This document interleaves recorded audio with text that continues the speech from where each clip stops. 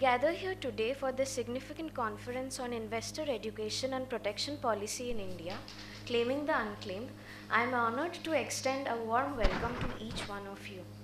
This event stands as a testament to our commitment in safeguarding investors' interest in an evolving financial landscape. Today's workshop is a collaboration between NCAER and the IEPFA under the aegis of Ministry of Corporate Affairs, Government of India, to address the importance of investor protection in today's world. IEPFA, that is Investor Education and Protection Fund Authority under the aegis of Ministry of Corporate Affairs, was set up in the 7th September 2016. The authority entrusted with the responsibility of administration of the investors' education and make refunds of shares, unclaimed dividends, matured deposits, debentures, etc. to investors and to promote awareness among investors through various initiatives, specifically in rural areas. National Council of Applied Economic Research, NCAER, established in 1956, is India's oldest and largest independent non-profit economic policy research institute. The promise of NCAER is to ask the right questions, gather good evidence, analyze it well, and share the results widely, has endured. India has achieved much, and much more is remaining to be done. IPF Research Chair Unit at NCAER aims to protect investor awareness. On this line, we conduct seminars, webinars, and workshops covering areas like investor protection in the digitalized world, role of criticality of financial advisors, how to protect oneself from fraudulent schemes and scammers, role of Personal Data Protection Act and its effect on investors, and so on. Light is considered as a symbol of auspiciousness, prosperity, and abundance. Before we embark on this insightful journey, let's kindle the light of knowledge with our lamp lighting ceremony.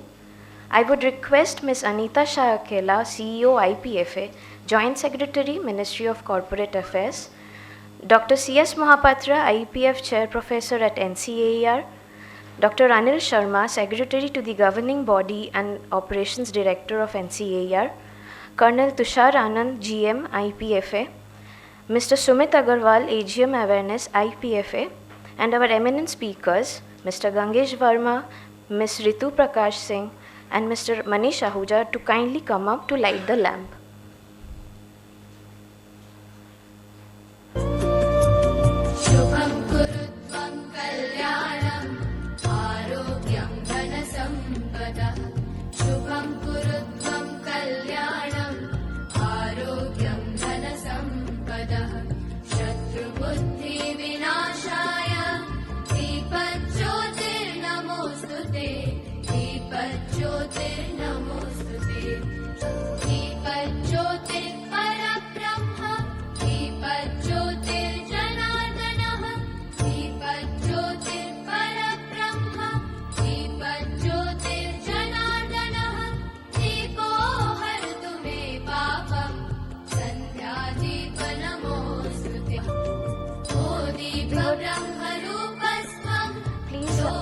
Ms. Aarti Lal, GM IPFA, kindly join us for the light lamp ceremony.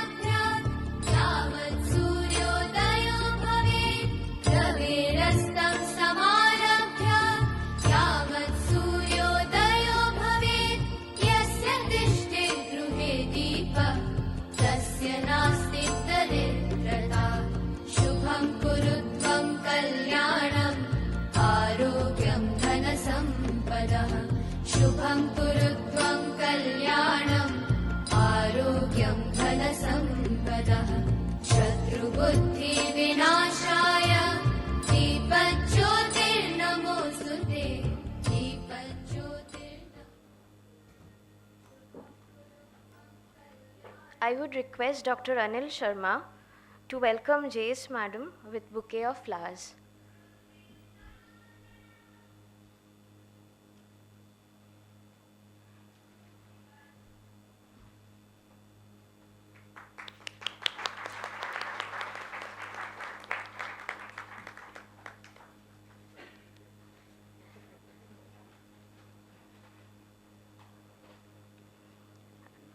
I would request Dr. Poonam Munjal to kindly come up and give the bouquet to GM Tushar Anand.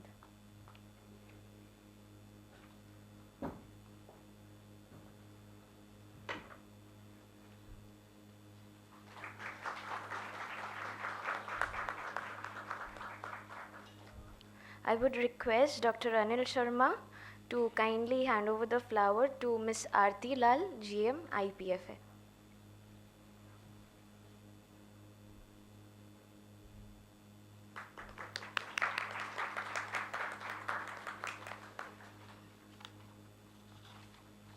As we gather here today, I am reminded of the words of Warren Buffett, who said, "Investing in yourself is the best thing we can do."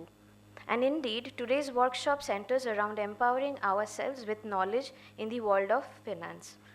Our keynote speaker, Ms. Anita Shah Akela, the CEO of IPFA and Joint Secretary at Ministry of Corporate Affairs, will start our today's journey. Srimati Anita Shah Akela, a 1996 batch officer of the Indian Audit and Accounts Service, is at present a Joint Secretary in the Ministry of Corporate Affairs. Srimati Shah is simultaneously running the Office of CEO, IPFA, and ex officio member in the governing body of IBBI. She has held several important positions during her service, including as Director General in C&AG Office, Delhi, Internal Financial Advisor, Department of Atomic Energy, Mumbai, Internal Financial Advisor and Member Secretary, Nuclear Recycle Board, Bhabha Atomic Research Center, Mumbai, India's Finance Representative in Square Kilometer Array Project, and Chief Accounts Officer at Tirumala Tirupati Devasthanam Board. She has also been the auditor for the UNICEF. She holds a master's degree in business administration with specialization in finance from ICFAI University, Hyderabad. She is a certified internal auditor from the Institute of Internal Auditors, Florida. She holds a Bachelor of Science degree with specialization in botanical genetics from St. Anne's College, Mehendipatnam, Osmania University, Hyderabad, and was awarded a gold medal for the same. Ma'am, kindly come and address the session with your keynote speech.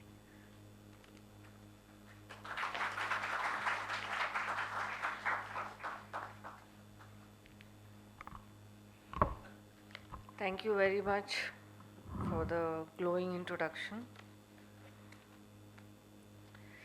Dignitaries on the dais, Shri Mohapatra ji, IPF Chair, Professor NCAER, Ritu Prakash Singh Ma'am, MSME Research, Ugrow Capital, Gangesh Verma, Principal Associate, Saraf and Partners, and Manish Ahuja ji, and Intelli Invest, my colleague Lieutenant Colonel Tushar Anand on the dais, and my colleagues of the dais, a very warm good afternoon, or it's still not afternoon. Anyways, I have a long lecture to give you all, but I'll try and make it as short as I could. So it's indeed a pleasure to address all of you here today. Thank you so much for keeping patient and waiting to listen to us. It's our collective focus today is on the investor education and protection policy. Now this underscores a pivotal responsibility, which is to safeguard the interest of the investors and also empower them with the knowledge and expertise. Now you would agree that this is the age of rapid digital evolution. Trust me, friends, in my times, internet was very slow. It would take us a lot of time to download. Computers were used only to play bricks or some games. We did not have Windows with the user interface, so it was very difficult for us to do programming or to get any kind of output from a computer. But today's date, it has changed. You have a lot of social media, the advent of 5G, everybody's got a phone, and the phones are high-end. We all have apps of Facebook, of Instagram, of Twitter, and that has risen that has given rise to a breed of social influencers, and a lot of you would be following them for a lot of things. It could be fashion, it could be um, some interest in art, and interestingly, it's also a financial influencer. More on that in a while.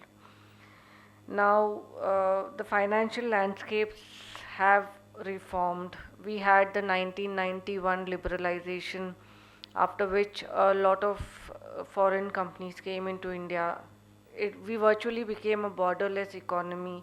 What was available in USA or thing. I remember we used to get those shampoo bottles from our aunts, and now they're all available in India. So there's a lot of difference from the world of the 90s to the world that we are in today.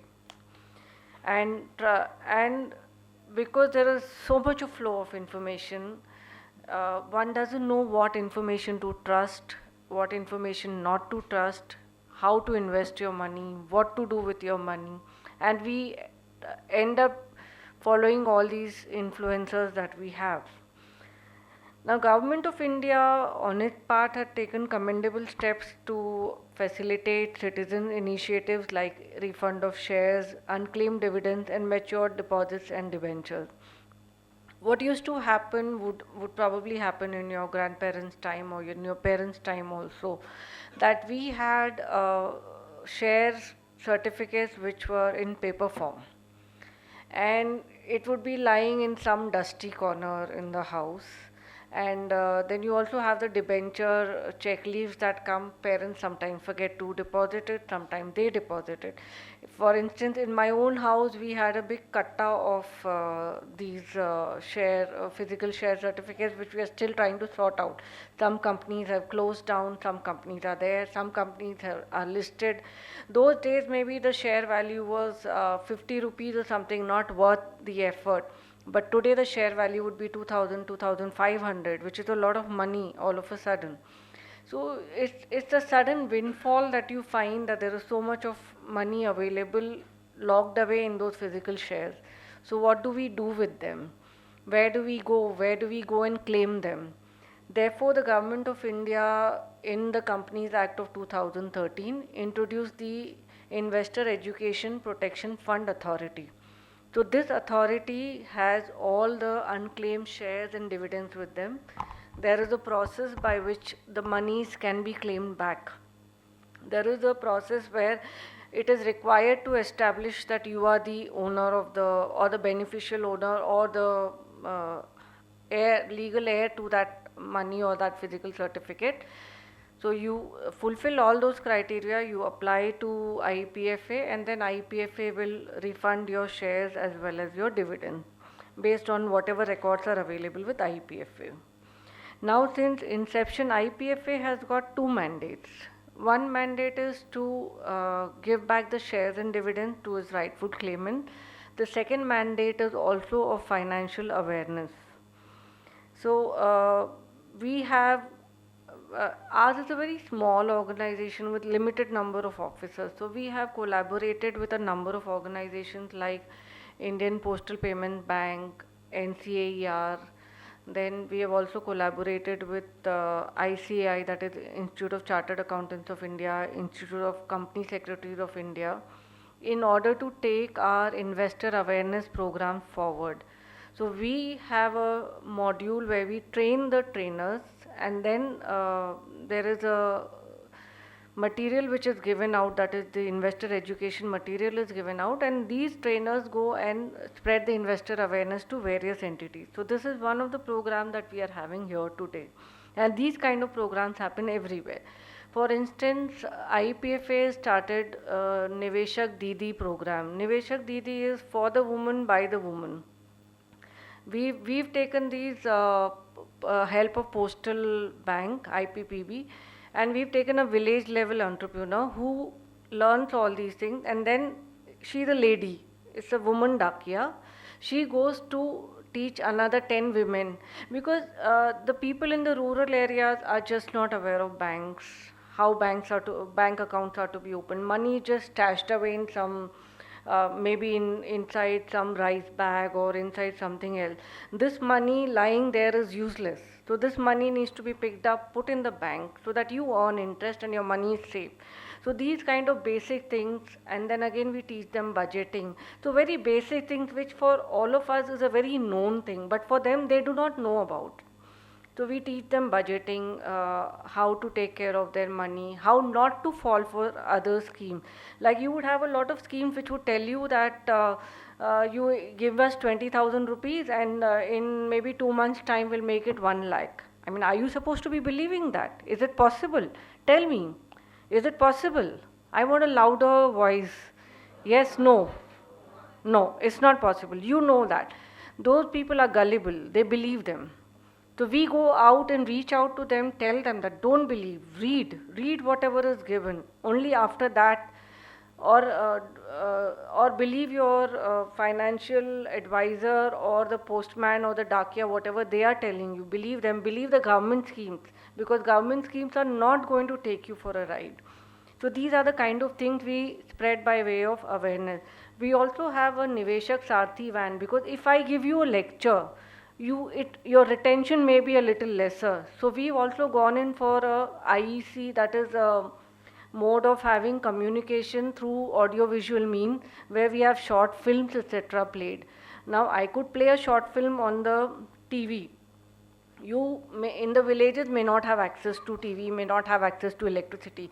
So we've taken Niveshak Sarthi vans which have got these which have these screens, and then they collect a group of people and these short films are played before them. So this is another way by which we are kind of propagating financial literacy. And these are the various activities that we do in order to have financial literacy amongst the rural people. We are also starting segment wise with the students, with young children, because we want to catch them young, so that you know the value of money. You start investing from today. By the time you are at a certain age, when you have responsibilities to pay out, you will have adequate corpus to be able to pay out. So these are the kind of things that we tell the people. Now coming to the topic of today's discussion, that is claiming the unclaimed. It appears to be a very enigmatic, what is claiming the unclaimed kind of thing. But it addressed something very impactful. That is, the unclaimed investments and funds which rightly belong to the people should go back to them. You would have heard of many cases where the bank account goes inoperative because you've not operated them, or your parents or somebody would have had bank account somewhere and have forgotten about it, or you were somewhere and you got transferred. Like in ours is a transferable job. I may have opened 2-3 bank accounts and forgotten about them. I got transferred here, I opened another account here. So my other accounts which are inoperative, the money is gone. No, it's not gone. You can go back and reclaim it. So these are the things that you should know, that your money is your rightful property. There is a process to reclaim it and you should reclaim it. So this is what our friends here would be highlighting to you today. Now I just want to tell you something about the personal financial influencer concept that is being coming about here. I thought I should take, this is a little away from our scheme, but I just thought I should take some time of yours and just educate you a bit about that. Now, as I was telling you earlier, Instagram, all these things we've got these social media influencers who have taken this world by storm. Apparently, there are about 50 million influencers worldwide, and they have a lot of followers. They've got 1,000 to 600 million followers. And as of 22, the figures that I have here, the influencer industry has a net value of about $16.8 billion and is constantly rising. And this number has gone up since the pandemic, because after the pandemic, you've started relying more on these social media thing. Apparently, a survey was done by Rakuten, where 62% of the people in India follow at least one influencer over any social media platform, be it FB, be it Instagram, be it Twitter or X. Now they have a significant impact on our lives. They decide what we should eat, drink, what is good for us, Maltova is good or is bad, whether we should have that Himalaya capsule is good for the liver, bad for the liver, a lot of things, what dresses to wear, how to get cheaper clothes, and also how to double your money. And they create very interesting contents and which can attract an audience with their clickbaity hooks, and the numbers are mind blowing, so you tend to trust the person who has got the maximum number of followers. Now, what is required from you? Social listening is the practice of actively monitoring and analyzing conversations on the social media related to your product, brand, and industry. They can help you identify the influencers with brand affinity and track competitor activity. Whether or not to listen to these influencers depends on the context and the purpose. They could provide valuable insights about a product, service, or experience, but then trusting them, you've got to be careful because these could sometimes be dangerous. Now, can they be your financial advisors? They have a strong grip on the network of financial products on the social media. There is, they have, they are promoted by different set of people. It's quite possible that I want to promote a certain product. I catch hold of a financial influencer, and when he promotes that product as a paid promotion, and that's where he makes his money, he monetizes his content, and then you get into that trap. So this is somewhere you need to be careful. Why they cannot be your advisors? They may have a large following, but they lack expertise. That doesn't necessarily mean that they are experts in their field of financial markets. Financial planning and investment management are a very highly skilled job, which requires a lot of mastery over it. The advisors could be biased. They earn their living by creating these collaborations and partnerships. They may have conflict of interest. They may promote any product or service, not because they are the best in the market, but because they've been paid for them. So this is why you need to be careful of those traps. And they also follow the one size fit all approach that, if it worked for me, it's going to work for you. It may not work for you because your context, your circumstances, your requirement may be different. Therefore, just be careful before you go in for these financial advisors. Incidentally, SEBI has planned some kind of limitation to use the financial influencers under their marketing strategy. So what I would request you is to ensure personal due diligence, research the background, look for independent sources, verify whatever has been told, consider your needs, understand the risk, and then if required take professional advice. So this is what I thought I should bring to your notice, and we of course at our end will be working for having more advice on the other influencer setup, etc. And the responsibility is not solely of RBI, SEBI or IEPFA. The responsibility is also of each of you to propagate this thing to the others who are not in the part of this forum today. As you venture through your college and your future aspirations, make sure that you have a very secure financial future, and also harness the power of knowledge of whatever you gain from here to ensure that you get what is rightfully yours, to ensure that you make good use of the money that you have. I extend my warmest regards to all the members of NCAER. I offer my congratulations to Sir to execute such a remarkable event.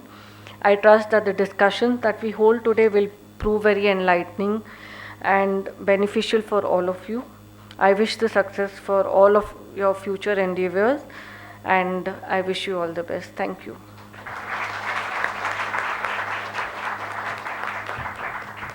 It is always a privilege to hear you, ma'am.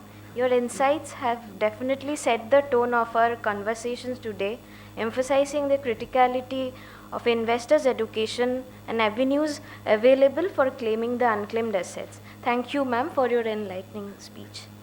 Moving ahead, we are privileged to have a distinguished panel of speakers and experts joining us. Dr. C.S. Mohapatra, the IPF Chair Professor at NCAER, will guide our discussion further and moderate our esteemed panel. Dr. C.S. Mohapatra is an IAS officer of 1986 batch who worked in various critical assignments, mostly in financial sector, and rose to the level of Secretary to the Government of India. He is an expert in financial sector development reforms and policy. Presently, he is the Chair Professor of IPF Authority at NCAER.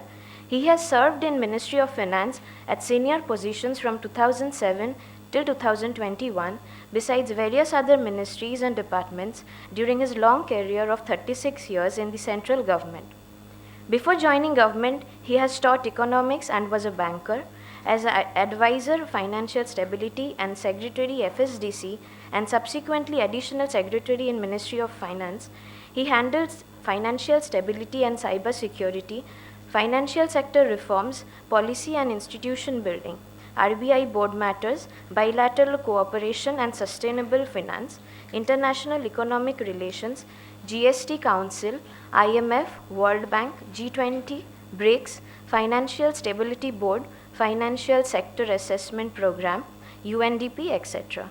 As Director of Capital Market, he has pursued policy reform and capital market development, including implementation and recommendation of FSLRC.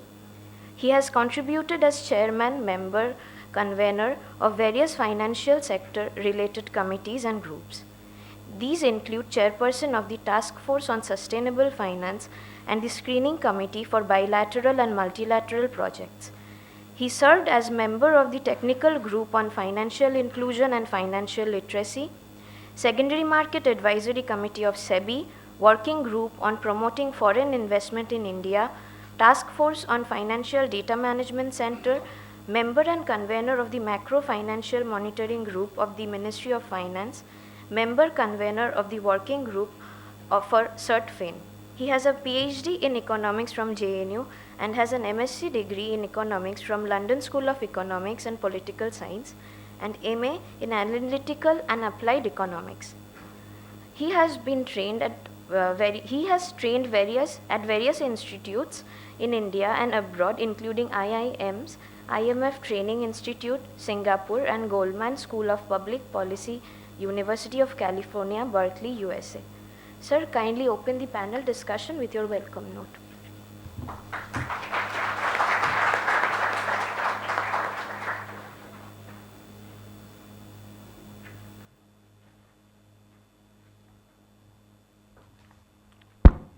Now it's rightfully good afternoon.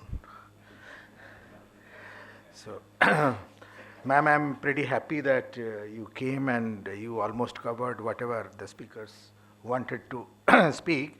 So this is only a one-step advantage for all of you to ask questions when the speakers also have their interventions.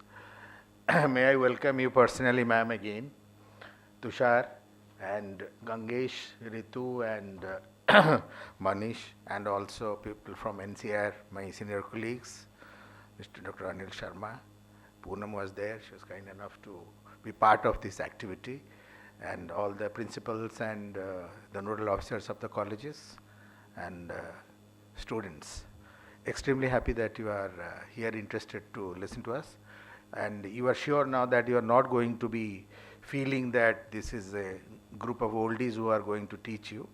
You saw a lot of use of Facebook, Instagram, and all those influencer stuff which you throughout the night go on hovering around and getting impressed, and your activities of the night, because most of the daytime is all lost in either thinking or sleeping.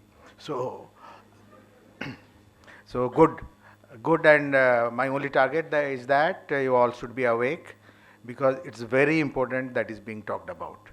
It is very, very important. You are not only guide for yourself, you are guide for your colleagues. Some of you may be influencers also, and some of you are already influencers. So therefore, it is not only for your benefit, but also the benefit of your friends, and most importantly, your parents. In case parents either do not have time or that inclination to manage their funds, here we are. The point is that as ma'am mentioned, what is claiming the unclaimed? I'm not sure whether all of you understood what is that was unclaimed that we are going to claim there, except for some small folder and a little bit of good time with us. The amount, you will be surprised. I'll just quote the amount. She has already addressed the issue. I will not repeat before we hand over to the speakers one by one to speak. Now, 35,000 crore worth money in the banks are lying unclaimed by Reserve Bank of India. And over 10 crore accounts, people have not claimed money. She mentioned about some, we forgot about the money. So, this level of money, 35,000 crore, is good amount for the government, good amount for the people, good amount for the development. What is capital market? What is financial market? It is all about mobilization of resources so that it is made available for productive purposes. If we are not bothered about our own money lying around, maybe we do not know how to go about it. The situation is complex. Maybe we are not aware about it. Today, Reserve Bank have a portal, Udgam portal, where you can search whether your bank account matches with that unclaimed amount and what is that amount that has multiplied along with interest in some fund called Deposit Education Fund with Reserve Bank. That's about banking sector. For the capital market, as ma'am mentioned, this organization, Investor Education and Protection Fund Authority under Ministry of Corporate Affairs. They are a statutory authority. She heads that organization. And there, lots of applications were supposed to come. It started pouring in. I think you had some 4,000 to 5,000 to start with. And in 2021, I'll just tell you, I was myself impressed about these figures, the amount of work that they are doing. In 2021, they got around 14,032 applications. It doubled in 21-22. 28,647 applications, and they could distribute, settle the claims of over 26,000 claims, distribute 61 lakh shares and dividends worth again more than 10 crores, 10.85 crores in 21-22. Doubling up the applications is not a signal about things not happening, people are not taking money. It is about people are more aware now. How are they aware? They were aware due to these efforts of IEPFA as well as various other agencies. When we talk about financial market, we know apart from the banks and capital market where SEBI is monitoring, we also have the insurance agency called IRDA and the pension agency called PFRDA. Those agencies also feel lot of money of the insurance money lies unclaimed. Lot of NPS money still started lying unclaimed or rather being invested properly. So how do we manage to get our money back, and how do we not get wrongfully influenced by people? How do we have full disclosure, full knowledge before we invest in any of the schemes that has duped public, thousands of public in this country, and we have come out of it? It is because of the system which is in place and because of the awareness of public. When I talk about this any place, we had a session at NSE, National Stock Exchange, talked in Mumbai. There we are talking about, ma'am, on the criticality of financial advisors in the system. So we also have a set of people here. Two are on demand, they have been brought. One is a capital market researcher and a very good speaker, Ritu, followed by Gangesh, who is a cyber security expert. He will talk to you about, in this modern world, even we get up and feel that there is something new that we need to learn, there is something big that is happening which we didn't know yesterday. So in this modern dynamic world, if people who propagate knowledge, people who invest in the market are not up to date, we are bound to fall through, we are bound to make mistakes. And as we talk also, lakhs and lakhs of people are being duped through SMSs and through false calls and through newer ways. So I had set up SATFIN, which is called Computer Emergency Resource Team, dedicatedly for financial sector during my tenure, apart from so many other financial reforms. But whatever amount of reforms you are doing, it is too late and too few. Similarly, I always say that system is not going to protect you 100%. Equally responsible are the citizens of this country, are the investors. If they are really duped due to their own greed, which was part of the experience of Lehman Brothers in 2007, global financial crisis. We believed the credit rating agencies, we believed the A+ paper instruments, which turned out to be junk. Similarly, we also need to know, we need to be responsible. We need to take care of our money, and as a part of it, claiming the unclaimed was deliberately kept as a part of the definition of this particular gathering, the particular discussion, so that we all know that each and every money that we earn or our parents have earned should be taken care in the best possible manner. Thank you very much. Let's go ahead.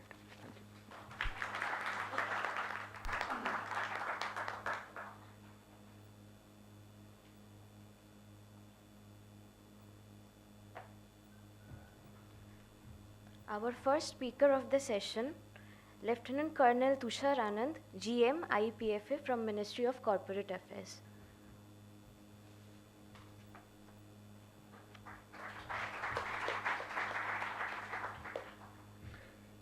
Good afternoon, everyone.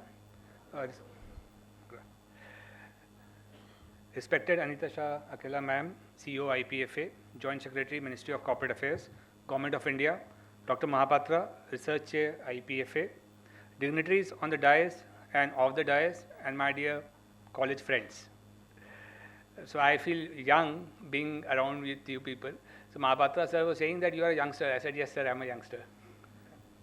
So I'm thrilled to be here today to talk about a topic that not only affects our present but also holds the key to shaping our financial future. So come, let's dive deep into the world of understanding investments. Now let's talk about something we all love. So we all love money. Do we love money? Yes? Okay. So the ability to earn, spend it, and perhaps if we are wise enough to invest it is very important in our day-to-day life. So investment of the money which you save as a pocket money is very important. So point number one is that you must invest. How and when and where is the second thing. First thing is you take the step that yes, I'm going to invest. But what happens when for various reasons money is left unclaimed? It is like a treasure chest waiting to be discovered, and that's precisely what we will be diving deep into today. That is to understand why the money gets unclaimed and how can one claim it back. I represent Investor Education Protection Fund Authority, Ministry of Corporate Affairs, Government of India, and our mission is straightforward, yet incredibly vital, that is to educate and to protect investors. But what does that mean for you as college students? Let's break it down. So as it's aptly said in the topic, claiming the unclaimed, right? So it should be your gateway to financial empowerment. For a moment, just imagine, or say, let's picture it out, a dormant bank account. As ma'am said, a dormant bank account, a forgotten shares, or an uncashed dividend check, which is lying. It's like what? How does it feel to be in isolation, unnoticed, waiting for some attention, right? So it's been dormant, it's waiting for the attention. Actually, it happens more often than you think in India. With its vast population, India has a significant amount of unclaimed money waiting to be claimed by its rightful owners. Today, we are not just talking about financial literacy, we are talking about claiming what is rightful of someone who has invested once upon a time in shares of some company. It could be your parents, it could be your grandparents, or maybe close relatives. I'm sure you must have not invested into shares and it's lying unclaimed. It could be of your parents or your relatives. Now the question arises, why should you care about unclaimed money as you did not invest in the same? Well, apart from the obvious, it's about financial empowerment. It's about understanding the financial ecosystem you are stepping into. So as you're graduating from the college, you're stepping into the financial ecosystem per se. It's about claiming what is rightfully is of people who have invested once upon a time and made informed decision for their future and their loved ones. That's why you should know about unclaimed money. Now, how many of you have ever heard of a dividend check being delivered to the doorstep in the past? Have you ever heard anybody? You can show your hands. If you are aware, there used to be a time when check used to go, dividend warrant used to go home and it used to get delivered at somebody's residence. You're not aware? Yeah. So earlier there used to be a practice wherein the dividend, which was part of the profit of a company, which was passed on to the shareholder and is to be transmitted through a dividend warrant physically to the address which the company was holding. And once it used to come back, it was under the category of unclaimed. So that means, so you are new to this concept of what was the physical warrants. So we will dive deep into it. So now imagine if you know, say some acquaintance happened to claim back these unclaimed shares and dividend thereof because of awareness drive. So if suppose today you take back certain input from here, you are able to say pass on that input to your friends, to your parents, to your circle, all able to, as a drive you are able to teach somebody that this is how you can claim your unclaim. I'm sure you have done the bit. This conference has done the bit about it. You are actually empowering these people who are unaware of the process to claim back their or their elders' investments. In turn, these unclaimed dividend checks have the power to kickstart their investment potential of these people, and it is very, very exciting. So suddenly it's like a windfall. You get a money which you are not aware of, which was invested by your parents, your elders, or somebody, and suddenly you, as a legal heir, you find that it is available to you. So it's like a boom. You can use it for your investment potential portfolios also in future. It's like a windfall. So understanding unclaimed could be your gateway of understanding investment, and we are here to guide you through today. When you claim what's rightful yours, you are not just accessing money. So you're not getting the money only, you are participating in the financial ecosystem. You need to understand that. You are contributing to economic growth, and you are ensuring that you and your elders' hard-earned money isn't lost in an unclaimed fund. So coming back to the physical dividend warrant. Now what used to be the physical dividend warrant? So in the past, the company used to issue physical dividend warrant, which were essentially paper checks sent to shareholders via mail, postal mail. Shareholders would then need to deposit or cash these checks at their respective banks. And in the modern era, in the present days, companies had opted for electronic payment methods. Dividend can be directly deposited into the bank account of shareholder. This process is more efficient and eliminates the need of physical warrants. So in digital India, we have this concept wherein the dividend is transmitted through RTGS. If by any chance you have changed your residential address or bank account and you have not informed the company or done the KYC with the company, then there is more likely chance of return of these checks or amount in the respective company bank account. Hence, they get parked under the category of unclaimed dividend or unclaimed shares. Now, this amount cannot be used for the business of the company. So the money has gone, it has come back, it cannot be used by the company, as the same has been taken out of the books of accounts. As per the Companies Act 2013, the companies are supposed to hold this dividend amount in an unclaimed account for 7 consecutive years. Now, what happens during the 7 consecutive years? Companies have to adopt various means to reach out to their unclaimed shareholders and return the dividend and or shares thereof during that 7 years. So if the money has gone to the owner, it has come back from the shareholder, it is parked in the unclaimed account. If somebody wakes up or does the KYC and reaches out to the company, company is duty bound to return it in the first 7 years. And finally, in the 8th year, the dividend amount, if not claimed in first 7 years, with the underlying share gets transferred to our authority, that is IEPFA. Now IEPFA in turn becomes the custodian of these shares and dividend amount. So we at IEPFA are the custodian of this unclaimed shares and dividend, till such time that they are being claimed back by the rightful owners. So now the question arises, how to claim the unclaimed shares? So the answer is that one has to seek entitlement from the company, from the respective company. Suppose you come to know that a company A is the shares you are holding or your parents had or your grandparents have invested into, and now you're the legal heir. So you need to reach out to that company and first take the entitlement that yes, these folios or these shares belongs to my parents or my grandparents or my relative, and I'm the legal heir and I should get it. Then there is a IPF Form 5, which is a simple online form, and it is asking basic details of the security, KYC details, documents, and to establish the ownership of the shares. So once you do that, it is established by the company that yes, you are the rightful claimant of, say, company A of those folio shares. Then they are supposed to give a e-verification, that is also online, to us at IEPFA. And IEPFA in turn, through the internal process of scrutiny, approves or rejects the case as per the merit of the case.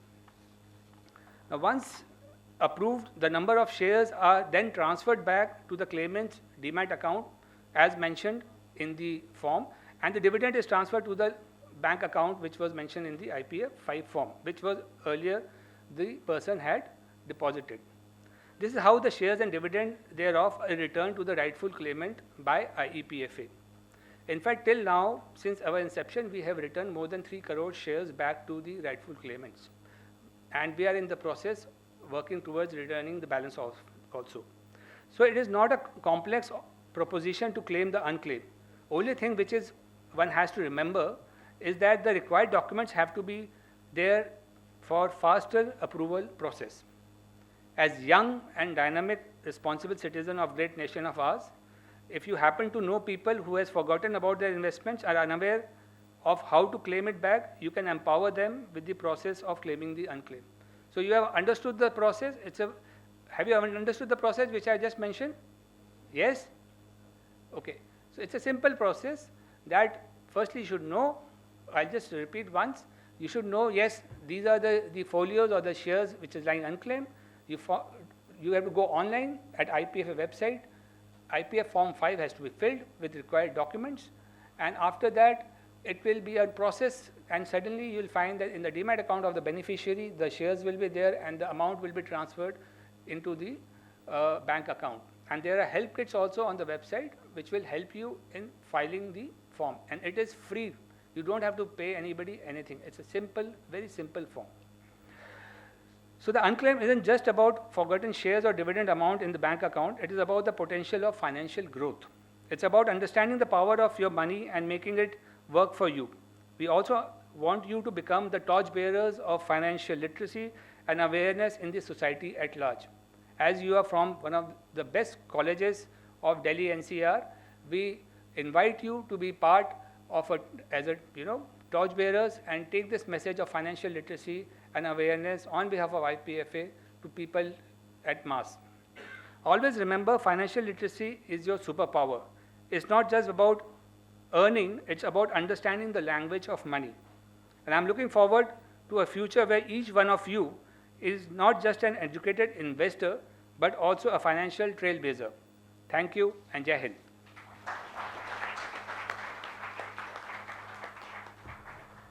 Our next speaker, Gangesh Verma.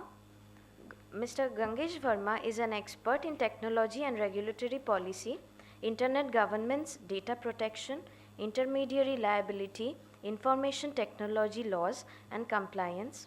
He is working at Saraf and Partners from 2021 with over a decade of experience and knowledge in technology policy and stakeholder engagement for regulatory policy. A graduate from University Law College, Bangalore, he went on to complete his master's in philosophy in international legal studies from the Center for International Legal Studies at JNU. Sir, kindly come and address the session.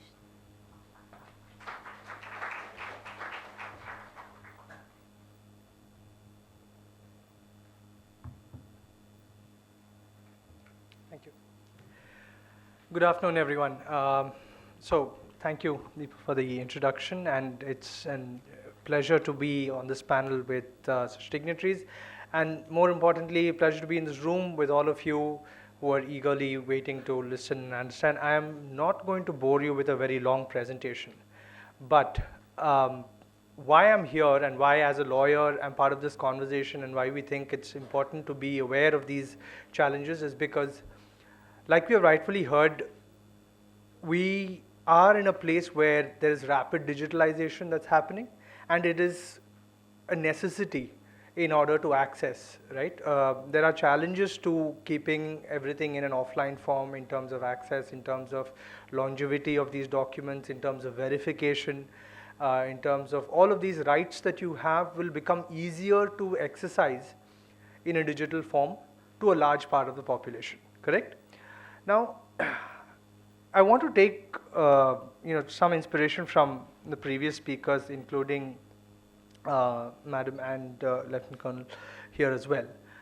I want to ask, how many of you have followed a Fin influencer online, on YouTube or Instagram or any of that? Just a show of hands. Okay, that's quite a few. And how many of you are producing your own content? Okay, right. Now, one quick question. What has been the most important area that you have learned from your online sources? Just one or two people can just answer. One of the content producers, you were saying, could you just tell me what is one thing that you learned from other influencers?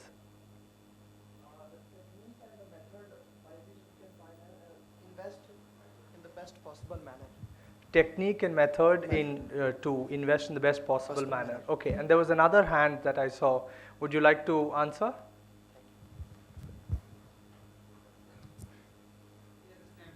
Right, okay. Now, I'm guessing that technology has played an exceptionally big role in being able to do this, right? The way we interact with markets, the way we understand investments, the way we understand our financial landscape has been influenced deeply by technology. And what is at this core? You might have heard this 1,000 times over about the importance of data in our economy today, right? So at its core, we are harvesting and we are using a lot of information and data in interacting with our digital ecosystem, right? Now, if we consider data as this important element in our economy, what are the different types of data in this context is personal data and non-personal data. And this is where, when you're claiming the unclaimed and you're understanding a lot of these places, personal data becomes extremely important, right? How many of you know that India recently passed the digital personal data protection law? Show of hands. Okay, that's very, very disappointing, all right? Because it is one area of importance that we all need to be aware of, and it has a certain amount of rights within this context that you can exercise. So for example, we were talking about updating your address in this context, right? You have documents and so you have the right to correction of your personal data in this ecosystem. You can hold companies accountable for things that they should do for you to enable you to access your investments or your parents' investments. And you also have right to know which information there is about you that they are collecting. So even if you're a content creator and you're targeting certain people to influence their financial decisions, are you doing it in the right way? Do you have permission to access people's personal data, right?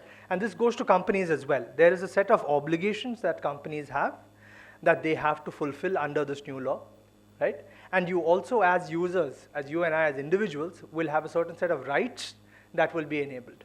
And all of this will be enforced by a Data Protection Board of India. Now, this is one regulator that we are looking at, right? And this is cutting across different sectors.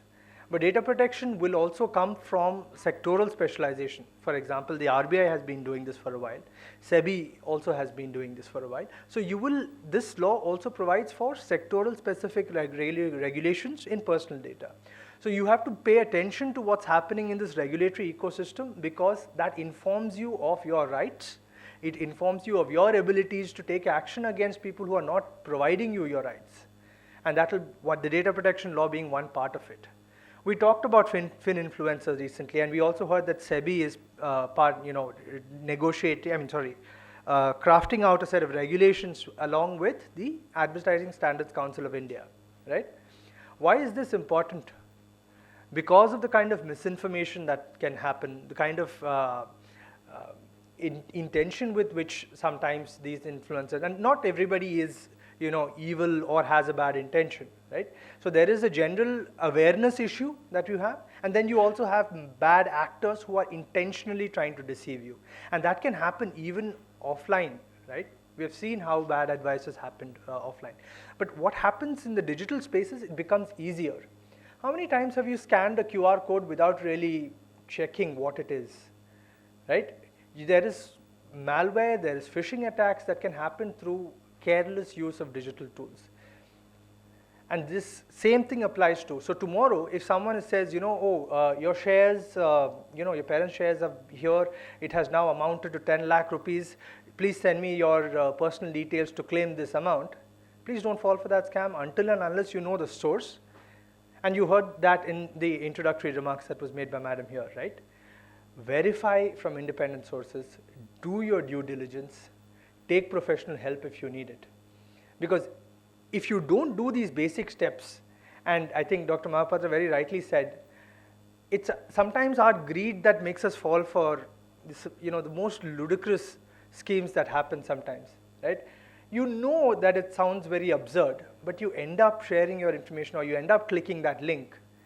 And then 10 seconds later, when your money is gone, you will be like, why would I fall for this scam? You've heard it in your news all the time. You've heard it in a webinar like this. You've heard it in a seminar like this. And yet we do that because we're not spending that extra 5 minutes on doing our due diligence. So in this context, please be doubly aware of your rights under the data protection law. The rules will be out soon. Be conscious about it and be aware of your privacy rights. Thank you.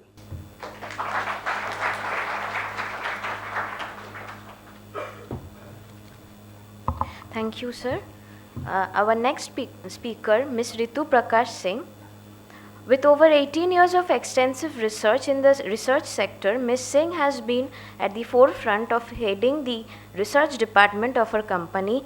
Publications, articles, and research material development is the driving force behind investor relations at Ugro Capital. Ms. Singh is a seasoned expert in MSME research, skillfully leading her team to provide valuable insights and intelligence. In her capacity as the head of investor communication, she has orchestrated comprehensive strategies to effectively communicate her company's financial performance, strategic initiatives, and growth prospects. Ma'am, kindly come up and speak.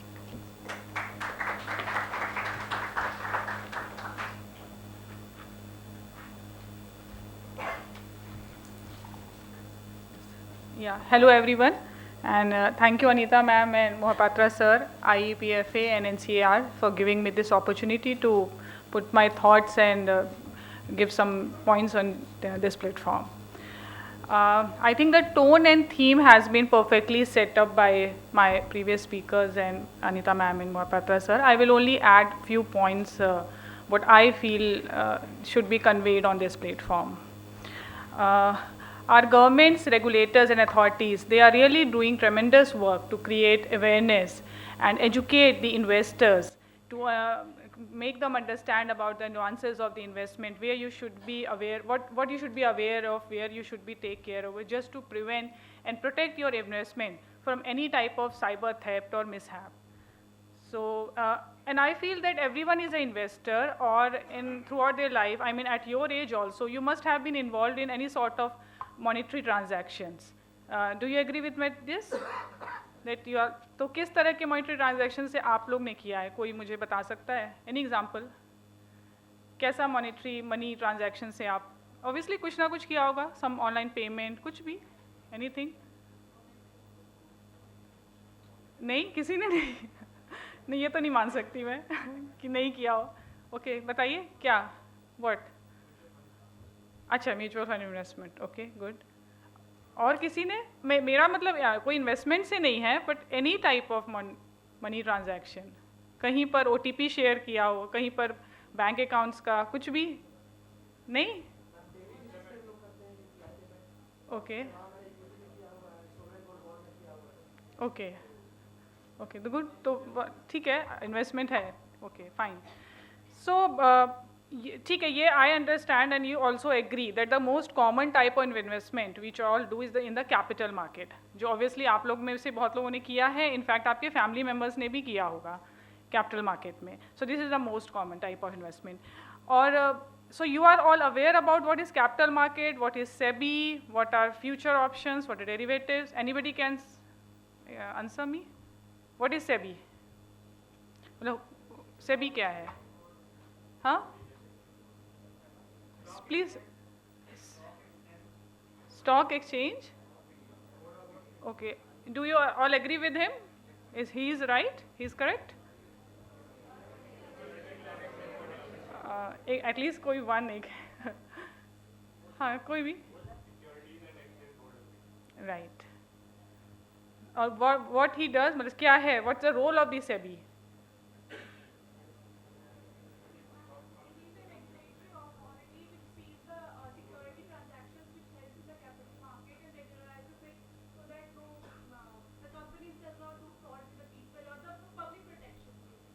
Very good. What's your name?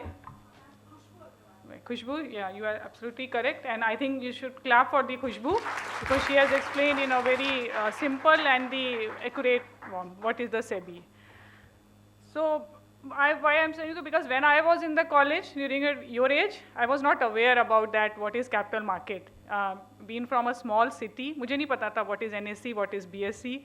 Or okay, life insurance I know because everybody in my family must holding one life insurance policy, and I thought that it is something mandatory. आपको होना ही चाहिए, मतलब life insurance आपके पास होना ही चाहिए, चाहे किसी भी reason से.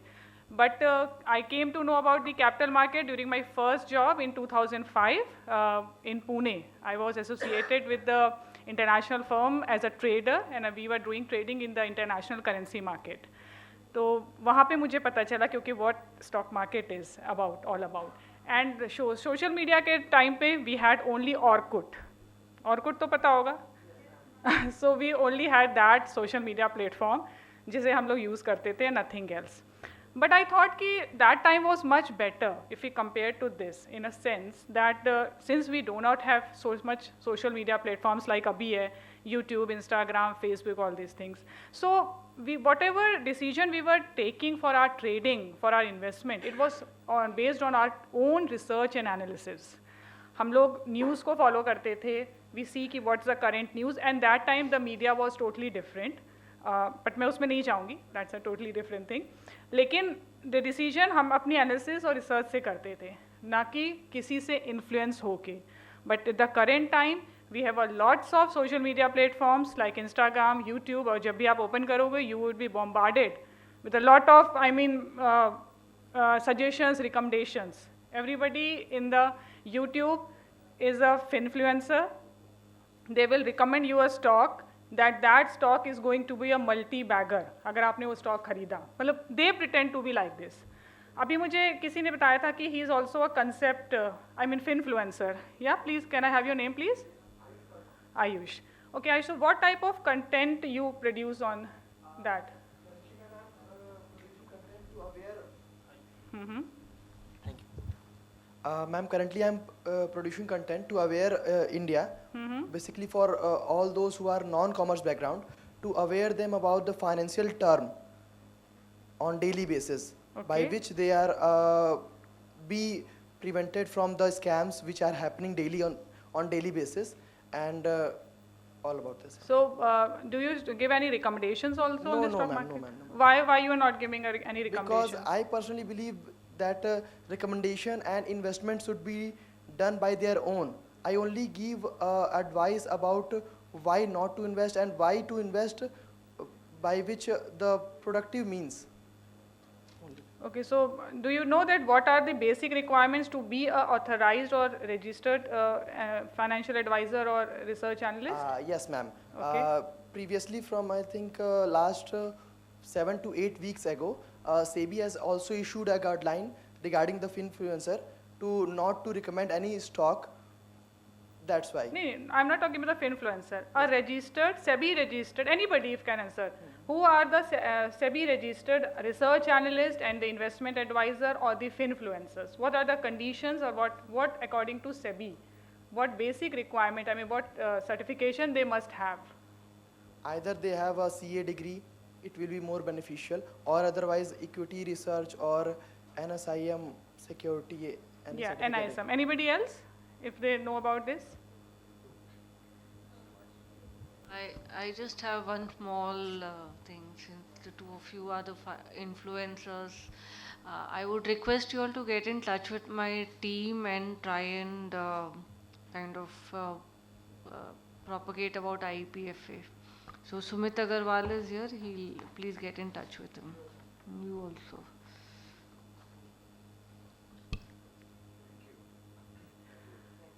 Yeah. Okay. So you have to be a NISM certified.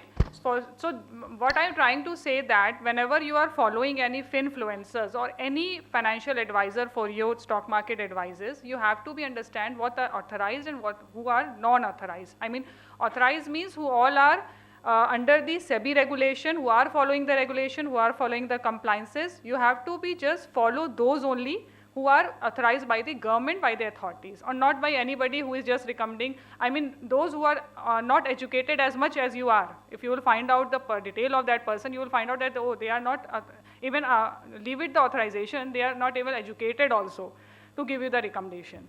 So you have to be, I mean, aware about these things. Okay, so if we talk about the claiming and unclaimed, they are around, as per the report, they are around 82,000 crore amount that are lying in the unclaimed bank accounts, life insurance, mutual funds and pension funds. And these unclaimed bank accounts are a legacy of the pre-digital pre-digital era, when the records were handwritten on the paper based. But now after this digital transformation, now the records are being digitally recorded and they are easily accessible. So that's why the regulation and government has come out with these type of rule for the claiming this unclaimed amount, because now it is easily to retrieve the information and to get the amount to be documented.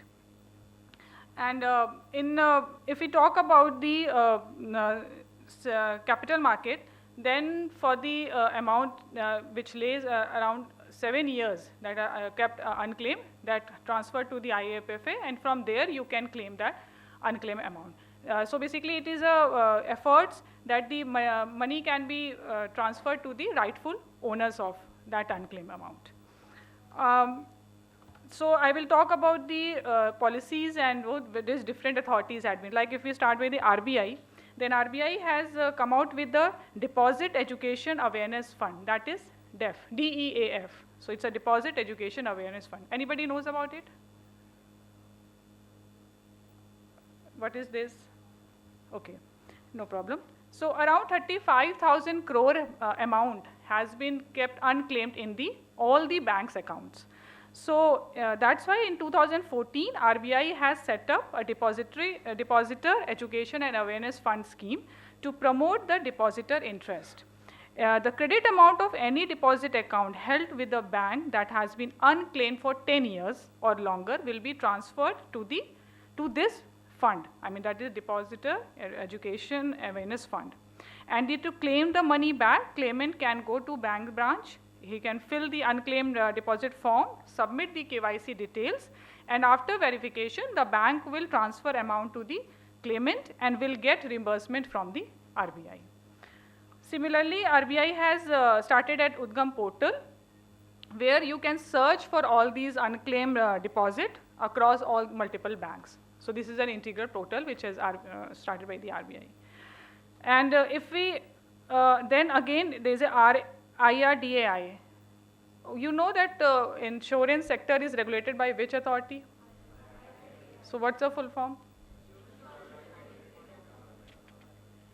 Okay. So as per IRDAI, all insurance with unclaimed amounts of policyholder for a period of more than 10 years, again, must transfer such unclaimed amounts to the Senior Citizen Welfare Fund. There are around more than 2,800 crores in the unclaimed amounts transferred to SCWF by the insurance company as of March 2023, and out of which LIC alone accounts 83% of the unclaimed amount. That has been transferred by the LIC only to this SCWF. So policyholder beneficiaries shall be eligible to claim the dues under their policy up to 25 years and date of transfer to the same to the Senior Citizen Welfare Fund by the concerned insurance, and if no claim is made within this period, then the unclaimed amount will belong to the government. Similarly, for the capital market, all shares, dividends, debentures and accumulated interest that have remained unclaimed for 7 years or more get transferred to this IEPF fund. Now there are also various grievance redressal platforms also which the authorities had been launched, so that if you have any complaint or any grievance regarding your investment, you can go there and register that. Like SEBI is vigilant in protecting the interest of investors, and SEBI has also established Investor Service Center along with BSC and NSC, and it has established courts platform on its website for investors to lodge their complaint. It covers complaint related to SEBI Act, Securities Contract Regulation Act, Depositories Act and rules and regulation made there under the relevant provision and Companies Act 2013. Similarly, RBI has Ombudsman. Ombudsman, you know, anybody aware about that? I mean, if you are going to bank and there will be seeing that written over there, Ombudsman. For the Ombudsman, you may contact this. So anybody know about that? Yeah, please.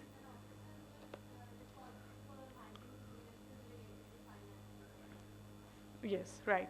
So they are being appointed by the RBI, and in the 2006, the RBI has announced about this banking ombudsman scheme, and this not only cover the scheduled commercial bank but also the regional rulers bank and the cooperative banks also.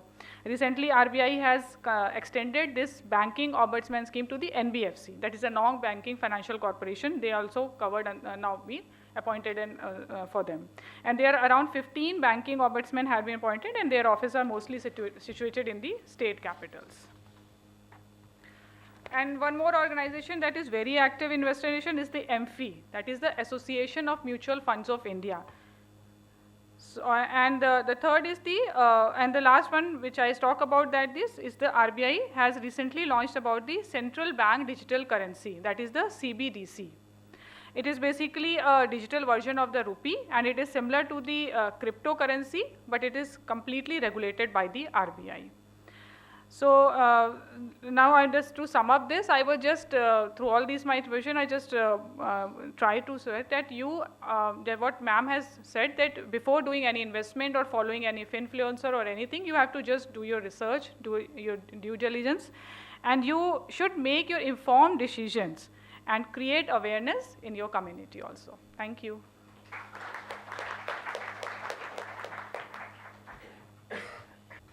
I've got 5 minutes, so I'll just, let's see how far we get. So I think everybody has covered claiming the unclaimed. I think that is something which happens post, which means you have acquired some assets, financial assets, and then you forget about it. And then it's lying somewhere, and how you claim it back. What we are trying to do, and what we would see, that empowering the investors is something which is necessary, and it is about identifying where to invest, what to invest, and also providing all the tools. So you need to do a lot of analysis. Some of the influencers would tell us that there's a fundamental analysis, there's a technical analysis, there's industry analysis, there's a market sentiment analysis. So there's a lot of things which has to happen, and then only you recognize what is a good investment avenue for you. This is very important, and I would like that some of you to take on that mettle and start picking it up. We have so less number of SEBI registered RAs, RIAs to support a population of 140 crore people, right? And if I look at the number, it is 3,000 people, 3,000 to 140 crores. That ratio is too bad. But is it easy to get there? Can you get those registrations done? Can you apply for SEBI? There's a step-by-step approach. So you need to know before you do it. So you need to clear a certificate.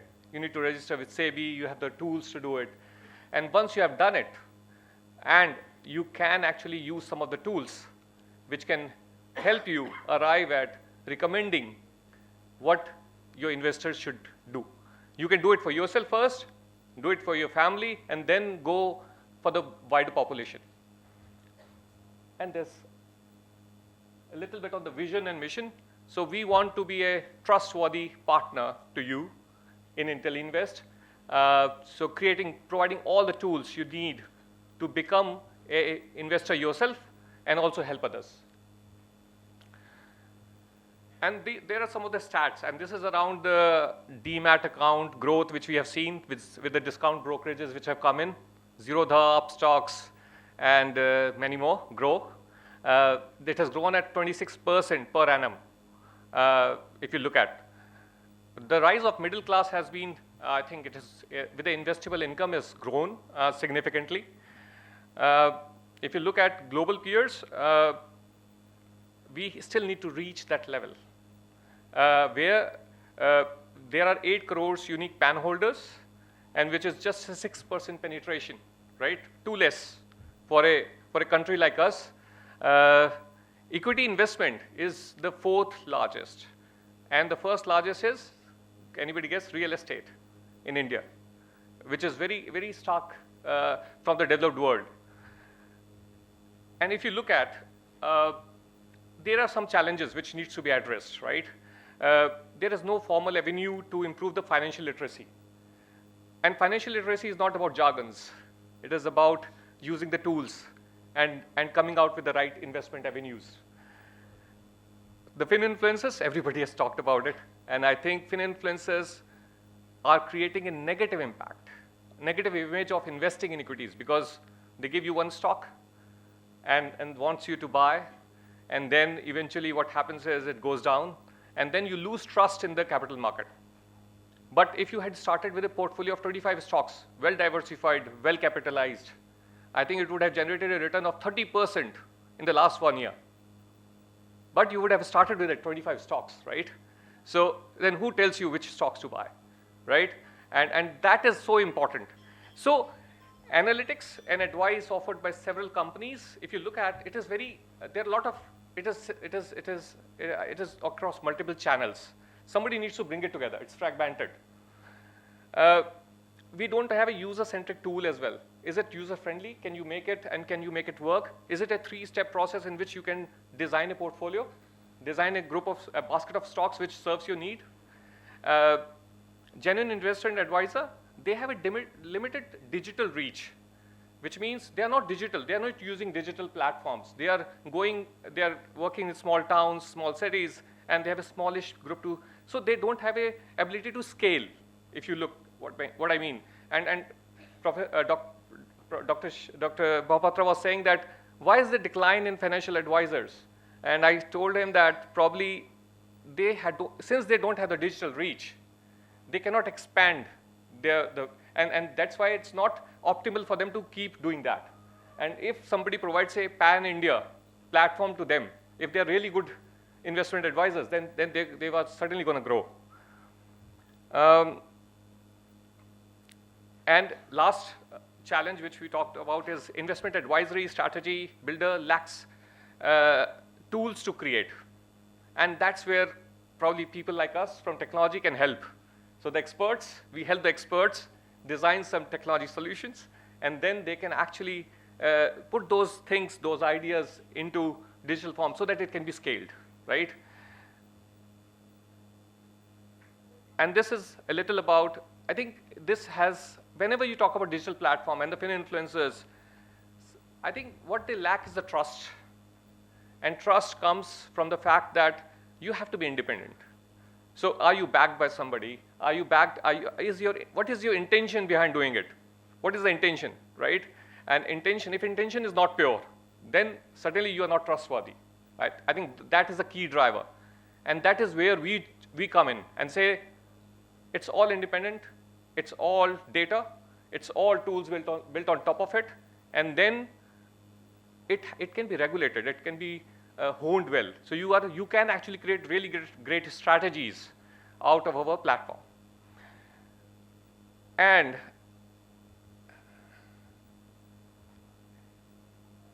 I finished actually, so it was an abrupt end, but the last message I think I should have spoken a little closer, but I was loud enough, I think. So thank you. I think thanks a lot. Thanks, everyone. Thank you. Thank you very much. There's a little bit change in the program in a sense that JS IEPFA is about to leave. So I was thinking we will have the question answers 10 minutes, after which we'll disperse for a group photograph. Then we come back for that group discussion which is there in the program, and followed by lunch. So 10 minutes of question answers. Anybody who wants to speak, be very, very precise. Raise your hand and the mic will reach you. Ask the question exactly what you want to intend to ask. Yeah.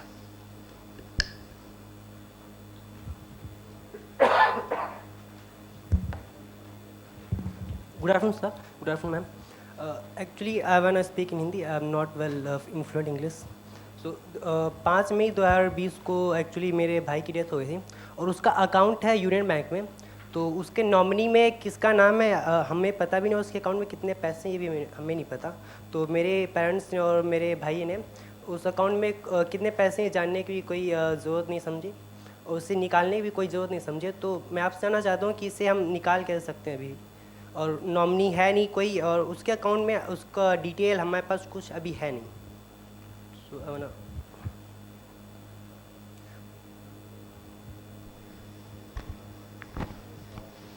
I think आप मतलब आपके पास जो भी detail नहीं है तो आप bank जो भी जहाँ पे भी ब्रांच है वहाँ विज़िट करके जो भी की पॉइंट्स है जैसे कि आधार कार्ड है आपके फादर का और डेट ऑफ बर्थ है, उससे आप वो फेच नेम से आप वो अकाउंट नंबर और डिटेल्स तो आप निकलवा सकते हैं. तो वो तो एक आपका उसमें कोई इशू नहीं है, वो आप निकाल सकते हैं.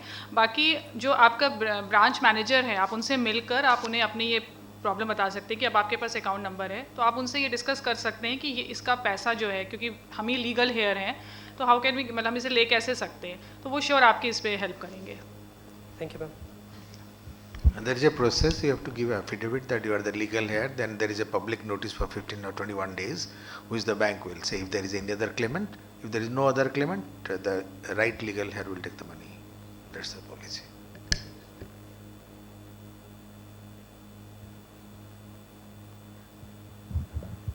Good afternoon, sir. So I am Jia and I'm from Christ University. So I want to ask a question to Gangesh, sir. If you were talking about financial frauds, right? So my mother encountered a financial fraud last year where there was a fraud related to around 30,000 something rupees. But the thing is, she didn't pay. She didn't make that transaction. She complained within like half an hour of the fraud being happened. But she even complained to the police, to the banks, everywhere she complained. But now the banks, they're trying to put a fine and interest on that money, and they slammed her the CIBIL score from like 800 to now 600, and they're doing nothing about it. Like they're asking my mother to pay that amount because she transacted it. Apparently she did not. So what, as as a citizen, responsible citizen, what should one do in that case? Okay, so sorry, you had something to add? No. Right. So I think there are a couple of things we want to identify. One is, errant transactions that happen, especially UPI, the ease of the transaction or the ability to deceive people on it. That is slowly changing with awareness, and RBI is also talking about, and NPCI is also talking about how you can reverse the transaction within 4 hours if it's a UPI related transaction, right? Now these are features that regulatory responses come through because of experiences that people have with that technology. The other strategy that you will have to deploy is the systemic response that you have. Now, if the bank is not being held accountable or is harassing the customer, then you have to use the ombudsman and the regulators system to take it up and complain that this is an entity that is being regulated by you, and this is my complaint, and that has to be. The other aspect is also looking directly at consumer forums, depending on the kind of institution it is. Now, if it's a financial institution, it makes better sense to be with that specialized regulator, but this will change in terms of the kind of legal avenues that you have in terms of options and the kind of damage that you have sustained. And in terms of your credit limit and all of those kind of damages that you can actually look at legal remedies and taking action against the bank for unfairly treating a customer. But all of this will require to fully assess that situation. But the first line of response in case of a fraudulent activity, one is to be careful, two is to report immediately like you did, and I believe if the transaction has not happened, then the damage sustained is limited. But we can take the details offline, but this is a systemic response that I'd recommend. Thank you.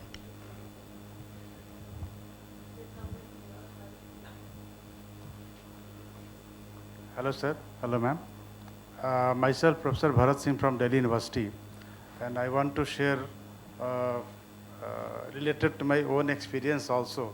First of all, I would like to know whether in all the process of investing in, say, some shares or you can say a mutual fund, whether the depository participates, the DP has any role or any responsibility towards the investor or not?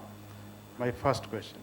Secondly, many times what happens that if some shares is taken back by IEPFA, the investor is not informed for what reason that share has been transferred from the DP account to the IPF.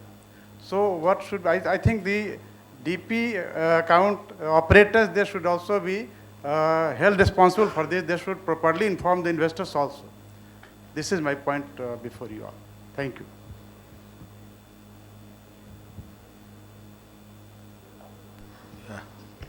My colleague Tushar Anand will supplement whatever I have to say. But one, the share and the dividend amount automatically gets transferred from the company to IPFA once 7 years are completed. 7 years of lying unclaimed. And for the depository participant, probably you should be able to.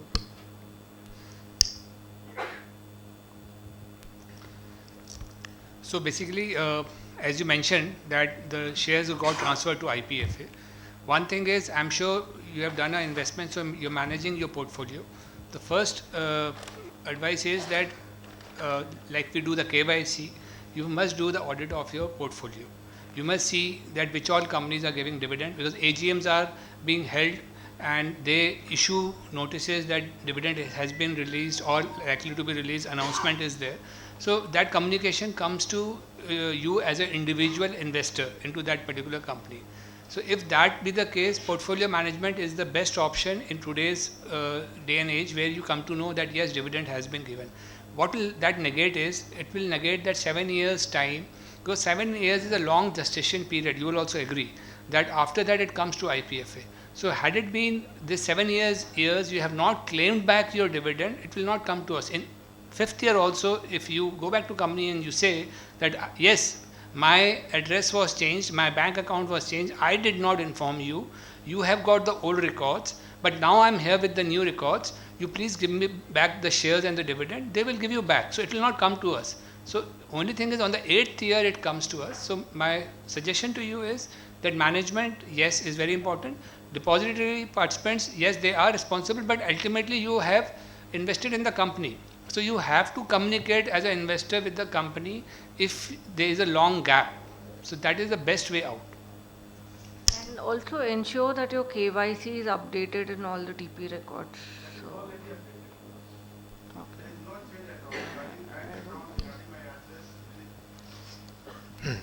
Thank you. This is a very generic question, and I think Ritu also will supplement, but just one sentence before that. Unless 7 years are just passed without doing anything, nobody can touch it. And the rule says that the company should not keep it for unlimited time and misuse or use those funds. It should come back to government, and statutorily government has the responsibility to give it back to the rightful owner. So therefore, we should think in the reverse manner, that we are also trying, IPFA is also trying, that who are those companies who have not transferred? That is the question that is being asked, rather than saying that, okay, keep the money and keep asking the depositors, because it has not bothered for 7 years. So it is all about financial awakening. So get up and act before 7 years passed in case of shares, and in case of bank accounts, 10 years. After that, it comes to the government just to give it back to you. But there is a process involved. And for the depository service, as soon as you open a demat account, you will be getting regular emails from the CDSL regarding your transactions and the trading transactions regarding or whatever transaction you are doing. And if the accounts remain inactive for quite a month, even then also you receive the emails from on your registered email that your account has been inactive for so and so time. So they do proper communication and everything, and even send the SMS also. So in the KYC should be updated. I mean the registered mobile number and the registered email ID, you should have the access of that to be updated about the informations. Yeah, any other question? Yes. Good morning sir, good morning ma'am. Sir मेरा question आप ही से है कि अभी आपने अपने speech में बोला था कि 2007 में लेमन ब्रदर्स बैंक जिसकी वजह से ग्लोबल क्राइसिस आ गई थी। सर सेम टाइम पे इंडिया में भी एक सहारा ग्रुप करके थी, वो भी उनका भी कुछ ऐसा ही हाल था जिसके कारण क्राइसिस आ गई थी इंडिया में। सर उसके बाद सुप्रीम कोर्ट का ऑर्डर आता है 2012 में कि जितने भी अनक्लेम जिनके शेयर्स उसमें फंसे हुए हैं उनको वापस करी जाए। सर इन 2013 18 जुलाई को मिनिस्ट्री ऑफ होम अफेयर से हमारे मिनिस्टर आते हैं और उसके बाद बहुत सारे पोर्टल्स बनाए जाते हैं गवर्नमेंट के द्वारा कि वो शेयर्स को वापस किया जाएगा। तो सर 10 साल का टाइम कैसे लग जाता है इतने मतलब इसके बाद इतना ज़्यादा टाइम कैसे लग गया उसको वापस करने में। और सर जितने भी गवर्नमेंट पोर्टल्स हैं जैसे कि आपने ये उद्गम पोर्टल का जिक्र किया और उसके बाद आरबीआई के भी बहुत सारे पोर्टल्स हैं, ये सभी सर 2023 में आए हैं, बल्कि सुप्रीम कोर्ट का ऑर्डर 2012 में आया था। तो सर ये 10 साल से ज़्यादा का टाइम कैसे लग गया? और मुझे लगता है कि सर ये ऑर्डर सुप्रीम कोर्ट का है, गवर्नमेंट क्रेडिट ले रही है इसका, तो सर इस पे आप क्या कहेंगे? ये लास्ट सेंटेंस समझ नहीं पाया, कौन क्रेडिट किसका ले रहा है? Sir I just want to said the government just follow the order of the supreme court in 2012 and that's it. And जितने भी गवर्नमेंट सर जो शेयर बैक करने के जो हैं सर ये 2023 में आए हैं। तो सर इतना 2012 से 2023 का इतना ज़्यादा लंबा टाइम लग गया है सर, इसके बीच में कोई भी मतलब रिफंड जैसा वो नहीं आया था मतलब गवर्नमेंट की तरफ से order. Basically the problem is that can you believe financial literacy हमारा 27% है, ये इतना साल क्यों लग गया? लोग नहीं चाहते अपना पैसा संभालना क्या? आपने लिटरेसी की बात करी तो सर लिटरेसी सब कुछ नहीं होता है। अगर आप अभी गूगल पे सर्च करें तो सर 97% से ज़्यादा लिटरेसी सर केरला की है, लेकिन ये भी हमें मानना पड़ेगा कि सबसे ज़्यादा ओल्ड एज होम सर उसी स्टेट में है।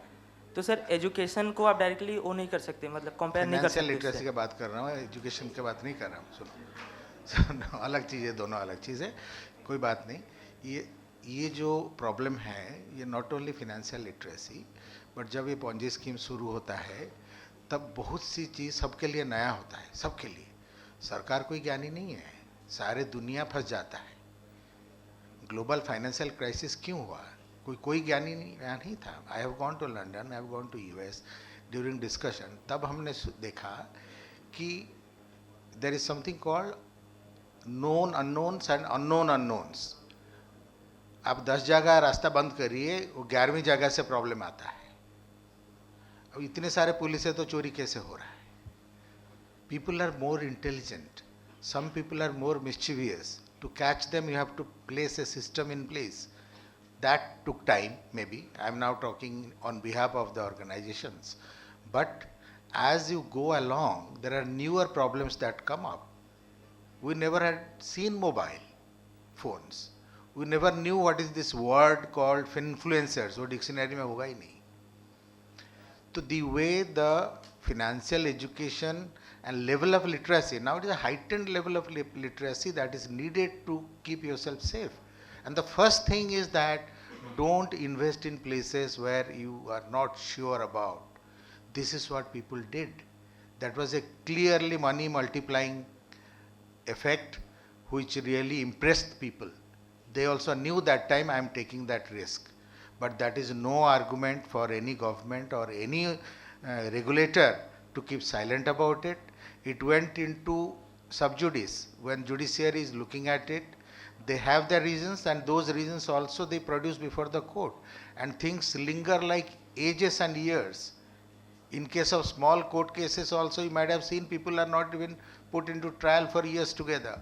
So therefore, when you make systemic corrections, things take place, and I am rather glad that you have raised this issue.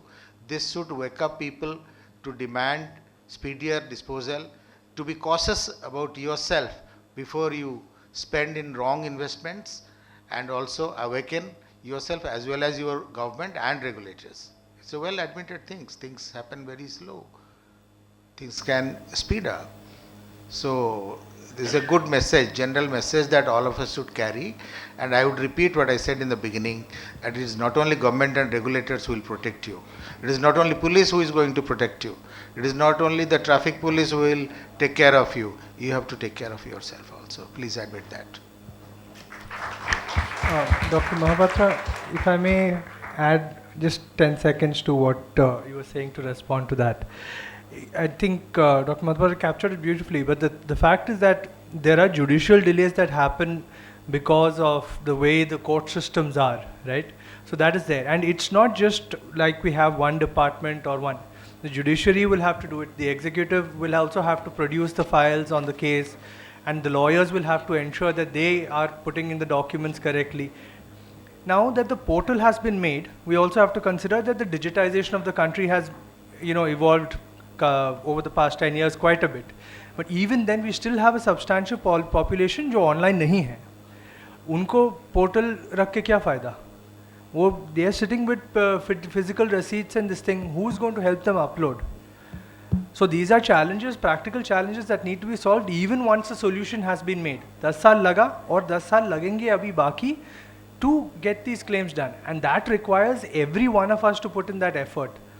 Efforts like this is also about educating each other about the challenges and what kind of solutions we can come up. So you may be able to go and tell 10 people about that kind of a solution tomorrow. Okay, thanks. Any other question? So please, madam. I'm sorry, just one thing, that when he was talking about the challenges and how all of us also have to contribute to this, I think the first thing you can start off with ensuring that everybody has a nomination in place, at least a nomination for all the bank accounts, for all the holdings, at least that you ensure. That should be the takeaway from this, that you invariably ensure that nominations have happened. And the physical papers which are there have been kept safely. And then only your once your nomination trail starts, then it becomes easy to claim this deposits or monies or whatever is lying unclaimed. Yes, sorry, you could. Perfect, yes. My name is Mohammad Sajid and I am from ITS College, Ghaziabad. My question is, if any fraud happens in investment, how investors seek redressal? How investors seek redressal? Remedies, if any fraud happens in investment. See, fraud is a very general word. It happens in many ways, in many sectors. So the first thing, I think Gangesh has told that you have to complain to the regulator concerned at various levels. Ombudsman at the highest level. Means so which court we are, like we are going to any court, like civil court or? Court comes at the end. First you have to see, so it is a banking sector, there are banking ombudsman. In Delhi also there is an ombudsman of Reserve Bank of India. There are appellate joint secretary level government people to whom also applications come, complaints come. There are people in the Reserve Bank to whom complaints come, and there is a system called grievance redressal system. For SEBI, their system is called SCORES, SEBI Complaint Redressal System. It's a computerized one, they take care. In case they fail, then you go back to SEBI. If SEBI didn't satisfy you, you go back to something called SAT, Securities Appellate Tribunal. If that also fails, then you go to High Court and then Supreme Court. So there are stages, there are ways and means how you can prevent a fraud, how you can report a fraud. So about your previous questionnaire, just one line is very tempting to mention. About Data Protection Act, many of us did not raise their hand that they know about the Data Protection Act. Almost we have been discussing this for last 5 years, and the data is enacted more than a year or 8-9 months, I suppose. So being a well-aware citizens also, we have not heard of the name of that act, even if the country is trying to implement something. So when you don't know about the act, you don't know about your rights. You don't know what good you should do to yourself, what system is in place to take care of you. Government is not going to hold your hand till the end. So I always repeat, it's a two-way mechanism all the time. We cannot, जैसे बोलते हैं ना, medicine को वो करके paste करके पिला दें, तो पिलाएंगे, आज पिलाएंगे तो कल दूसरा बीमारी आ जाएगी. आज हम सेविंग इन्वेस्टमेंट अच्छा से करना चाहिए सिखाते हैं तो कल फ्रॉड हो जाता है, फिर OTP बिना मालूम कि आप शेयर कर देते हो. So these are very small little things. The first one need to be aware about what government has on offer for you. Once it is complete, there are systems. Government is no more silent and one-sided. It is highly consultative. In my 20 years there, I have been calling people, calling investors, calling brokers, calling even regulators to understand, to know what is going on, because it changes every time. So we should have that patience and that sympathy for the system, but we should not let the system not up to date itself. Simultaneously, talking about cryptocurrency, we know that it's not a highly regulated one. So if there is any intermediation, the cost of transaction increases. Cryptocurrency will no more remain cryptocurrency if government goes whole hog in terms of administering that, or RBI goes whole hog. So there are benefits of intermediation, but there are also benefits of non-intermediation. So we have to strike a balance and have a signaling effect in terms of managing what is going on in this country. Good morning, sir. My name is Priyam Dev and I am from Delhi School of Economics. My question is from Mr. Manish Ahuja, sir. That आपने ये बताया sir कि one of the biggest challenge of financial industry is कि कोई formal avenues नहीं है formal financial literacy के लिए. But there are NSE के certifications हैं, BSc के certifications हैं. We have Zerodha Varsity करके एक application है जिसमें पूरी तरीके से financial literacy को समझा रखा है. Second question is कि जब हम ये कहते हैं कि इंटेली इन्वेस्ट में हमें we can choose stocks with the help of tools, तो वहाँ पे हमें दिखता है कि पहले से ही मार्केट में एक स्मॉल केस करके ऐप है जो कि आपको बंच ऑफ स्टॉक्स पहले से ही आपके लिए रेडी रखता है. You can just purchase that bunch of stocks, you don't have to like invest. वहाँ पे पहले से ही बहुत सारे रिसर्चर्स हैं. तो माई फर्स्ट क्वेश्चन इज़ कि BSc सर्टिफिकेशंस हैं, NSE सर्टिफिकेशन है, तो why should we go for Intelli invest? Let me also tell you in a serious note that we need many more people who need to be certified in lakhs and crores. I have started the NISM, I think just a week back. I was in Mumbai at NSE for a conference, and then at NISM I spoke to the students about financial stability, spoke to the teachers also. Even the teachers need to be trained and updated. What to talk of certification? Please don't get satisfied with the level of certifications that we have. We need much, much more. We need people who understand cyber security, who understand the new things that is happening in this country. Financial sector is quite a dearth of people who know about it. I am very glad you are from Delhi School of Economics. You know economics. You are all commerce students. Everybody is not like you. So therefore, there is a need. So people will find that there will be Intel Invest which is required. People have found what is Zerodha. We did not know who is Zerodha, but due to his administrative management capability and modern approach to things, they have really taken a good stride. So good wishes to all of them, including Intel Invest. But I would suggest much more like Intel Invest should also compete with them, and they should also go along. Unless you have anything else to say. Just quick one actually. So certification guarantee नहीं करता कि आप उसको apply करना बहुत ज़रूरी है. So that's the knowledge you acquire. आपने test दिया, आप पास हो गए. But उसको acquire करके कुछ बनाना और उसको verify करना, Certification is necessary, we need that. आपने small case का नाम लिया, वो करते हैं, black box है, आपको नहीं पता चलेगा वो किस logic पे बना रहे हैं, उसने आपको educate नहीं किया. I think education is the key here, awareness is the key here. It's about empowering, right? So that's the idea. I'm a bit of confused with the data that you provided during your lecture. You have said that, around 35,000 crore of money are unclaimed in the RBIs. Ma'am has said it is around 80,000 crore, which I consider more accurate. If you would have heard correctly, 35,000 crore in the banking sector. और देश में capital market करके एक चीज़ है, pension sector भी है, insurance का पैसा भी गायब होता है, कोई लेता ही नहीं है मरने के बाद. So many things are there. So थोड़ा केयरफुली सुन लेते तो फिर हो जाता है. ठीक है सर. कोई बात नहीं. Thank you all very much, but it is a provisional thank you. I must thank Madam for her gracious presence and also taking active participation in the question answer, and part of the credit goes to all of you in terms of keeping all of us awake and struggling to answer, and very brilliant questions. Now what we will do is, with this smiling face, give a good photograph posture. In 2 minutes we will gather in front of this place. I hope the stage is set for the photographs. We have one frontline sitting arrangement, do we? Ladies and guests can be there, we all can stand behind. And I'll have to stand a little ahead of you because of my height. So after we come back, then really we'll have more fun. As I told you in the beginning, I'll check whether you all had fun till now. Then we'll have the group discussion, trying to break it into 3 groups. I will announce that. And after you discuss for 10-15 minutes, then we'll have the presentations, what you have learned and what else do you want to say about it. 10-15 minutes, maybe you choose your group leaders, and I'll tell you who are them after the photograph. Thank you all very much. Let's gather for the photograph. Group discussion half an hour, then vote of thanks, then we go for lunch. Thanks.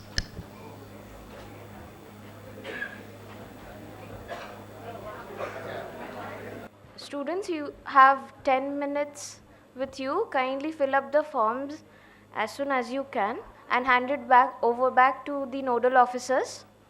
And then I hope you have settled down according to the colleges.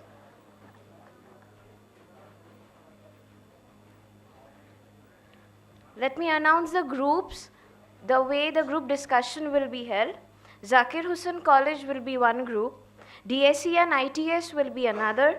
Third group, Christ University and Amity. And fourth group, the group of teachers and nodal officers. Please discuss among yourselves for 5 to 10 minutes, and after that you will be called. One from each group will lead and come up here to speak. And they will get 5 minutes each to speak and keep their views.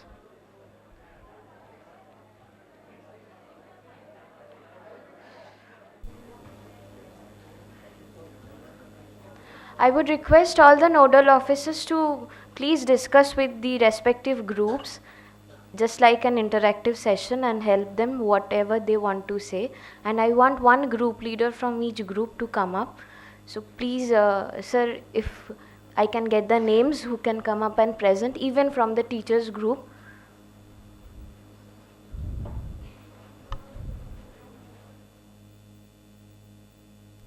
So so guys, the idea is that it's an inter-college kind of a competition. So you will discuss within your group, have a leader of your own, come up onto the dais and convey the message of your college. So you are representing your college and the topic is known to you. Teachers are your moderators, they will guide you.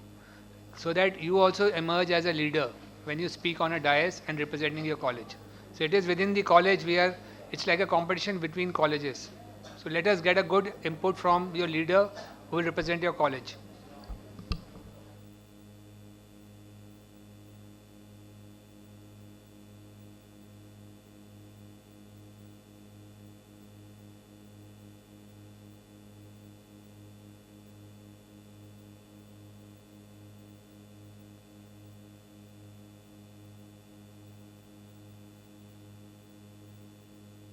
Complete your questionnaire business right now, and then for 5 minutes get to group discussion, and whoever has not been able to hand over the questionnaire, During lunch also, you can leave it at the registration desk. After having lunch also, you can leave it at the registration desk. And after lunch, whoever wants to take their certificate from us can stay back. I will keep sitting here to distribute the certificates. If you want to go back after lunch also, certificates will reach your organization. So don't be in a panic mode or hurry up your filling up the questionnaire. Whoever has not handed over, you have the time till you finish your lunch. So don't worry. Now please settle down. Maybe in 5 minutes time the group leaders will be called to make their presentation and what they have learned, what is the usefulness, what more suggestions you have, anything that you would like to say on behalf of your group. And from the teachers group, I think Mr. Bharat, if you can represent the teachers, including the nodal officers who have come from different colleges, discuss with them, and you can also have a presentation of 2-3 minutes what you feel about the workshop and what are your ideas. Thank you. Now Deepa, you take over. We will start the group discussion, starting with the first group, Zakir Hussain College, and the leader who is going to come up and speak is Khushbu Praveen.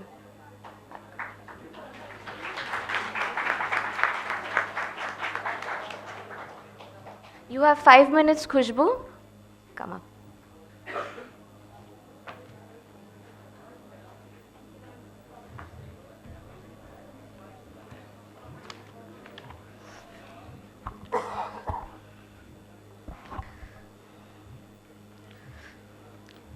Good evening, everyone. My name is Khushbu Praveen. I'm here on the behalf of my college, Zakir Hussain Delhi Evening College.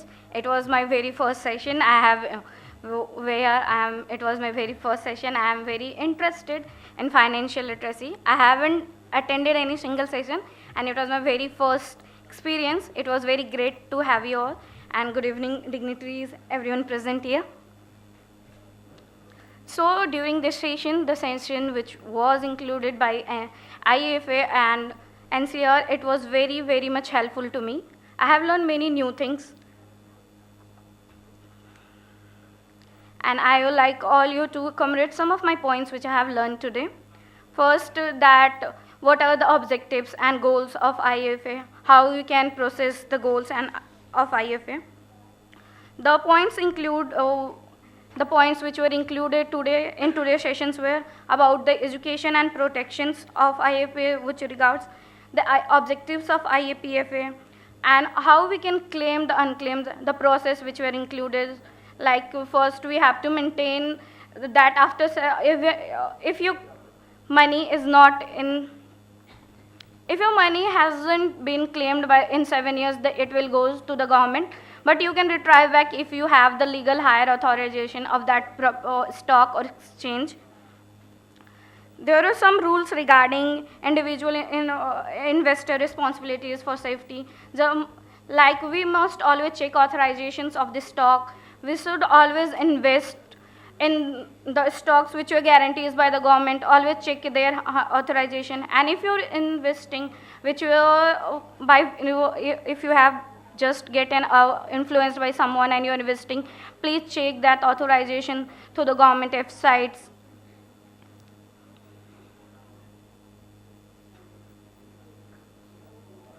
Thank you everyone for this one.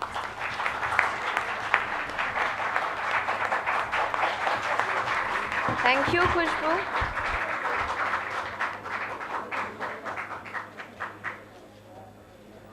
The next group, we have clubbed DAC and ITS together.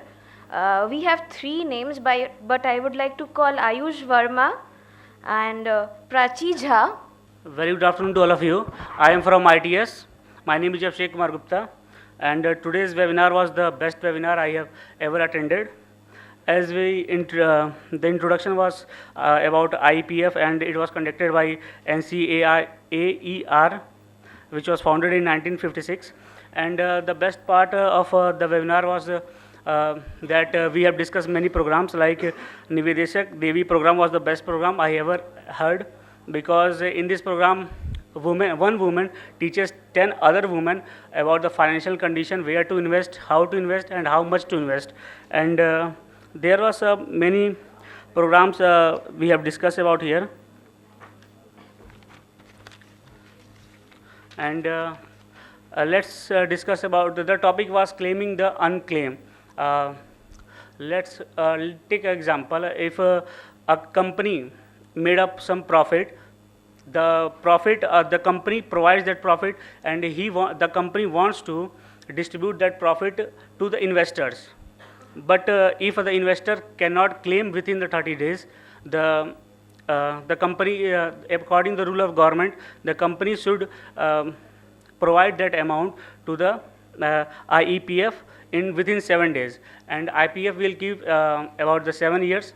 And within the 7 years, if a investor wants to claim that money, he can fill up the form which is available on the site, and the form number is 5, and from there he can claim the amount. And other details will be discussed by my friend Ayush.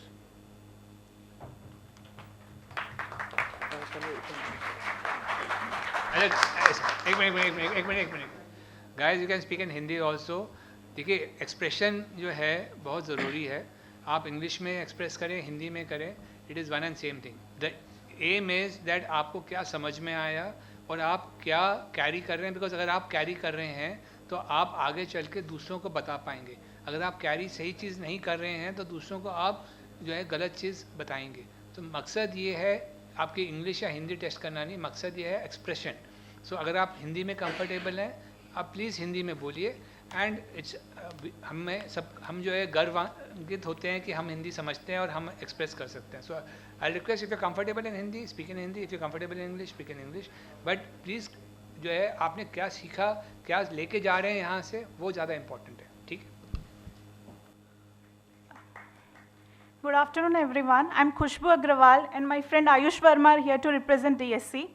So, stating from the topic, claiming the unclaimed, that is the amount which is not claimed by the investors, that is lying in the bank accounts, be it in the form of shares, dividends, which has not yet been claimed by the investor. Either they have forgotten about it, or the many various reasons, or they got shifted, or something like that. So the numbers which were quoted by the speakers earlier were very huge, like 35,000 crores with the bank accounts and 80,000 crores with the shares, dividend, PF, and this number is really alarming.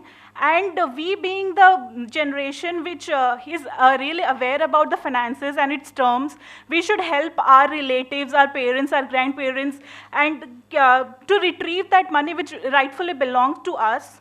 So the process has also been explained by the panelists, like we should go to the IEPFA website. There is a form which we have to fill, and we have to submit the related documents, and which then the process will carry along.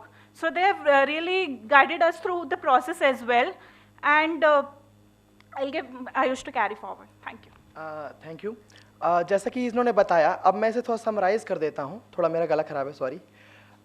देखिए, हमने आज जितना भी सीखा वो काफ़ी ज़्यादा important थी. डेटा की बात हम नहीं करेंगे क्योंकि डेटा की बात सभी लोग ने देखा, 35 करोड़ 80 करोड़ ऐसे हैं. लेकिन जो इसमें मेन जो हमने सीखने के लिए है वो ये है कि जो डेटा प्रोटेक्शन एक्ट है, जो सर ने बताया कि फिर इन्फ्लुएंसर डीमोटिवेटिंग है, मतलब कहीं ना कहीं अब पॉजिटिव इम्पैक्ट नहीं पड़ रहा है. लेकिन अगर हम एजुकेशन के पर्पज़ से बात करें तो बहुत ज़्यादा इंपॉर्टेंट है वो. और अगर हम उसे पॉजिटिवली लेते हैं और सीखने के पर्पज़ से काम करते हैं, चाहे वो जब डिस्कशन हो रहा था तो ज़ीरोधा के बारे में बात हुआ, दूसरे एप्लीकेशन के बारे में बात हुआ, लेकिन अगर हम एजुकेशन के पर्पज़ से बात करें, अगर कोई भी सीख जाता है तो ज़्यादा बेटर है. और जो सबसे ज़रूरी चीज़ है, जिसमें काफ़ी लोग के क्वेश्चंस थे, जो फ्रंट सीट पे बैठे हैं, उनके भाई का डेथ हो गया था, उसमें क्लेम अमाउंट था, तो ये कहीं ना कहीं पॉजिटिव चीज़ दिखाता है कि जो सेमिनार और इस तरह की चीज़ कंडक्ट हो रही है, डायरेक्ट सीखने को मिला, डायरेक्ट किसी को हेल्पफुल हो रहा है. So thank you. Adding we would like to conclude by saying at the finfluencers thing was also addressed by sir. So we should not be reliable completely on the finfluencers. We being the generation who is educated in such DU and other renowned universities and learning commerce, we should do our proper research and seek professional help if needed. Thank you. Thank you.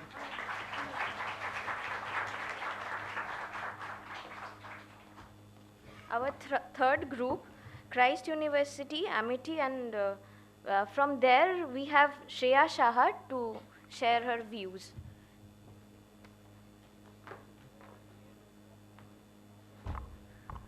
Good afternoon, everyone. First of all, to the intellectual panel, to everyone sitting in the audience. So I'm Shreya from Christ University, and I'm going to speak about what I've learned today. So first of all, I came to know about IEPFA as the statutory authority that came into effect under the 2013 Companies Act. And from what I understood is that they have a dual role in our country. First is to spread investor awareness, and second is to store all the unclaimed dividend and shares so that the investors can claim it. In terms of investor awareness, from what I have learned today, I would summarize it in a few points. It is research your options, verify the facts you've been told, understand your needs, and seek professional help if you require it.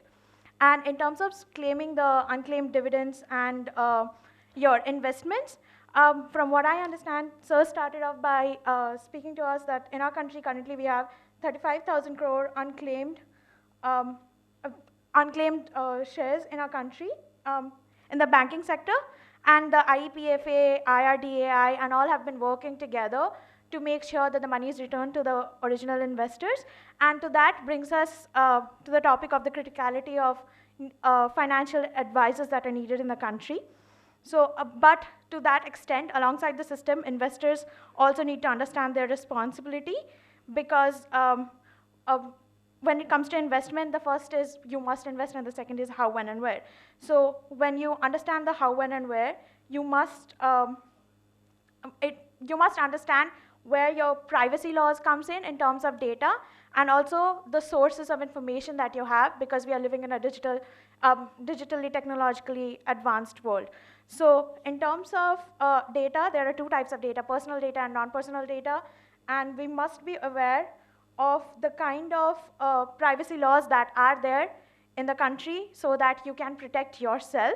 And because of the amount of misinformation is there, while the regulatory bodies like SEBI and others have been trying to curb them by bringing in policies and spread awareness, it is also important for us to be aware of the sources before we take in. So due diligence is necessary, seek help if required, and be aware of your personal rights. Thank you.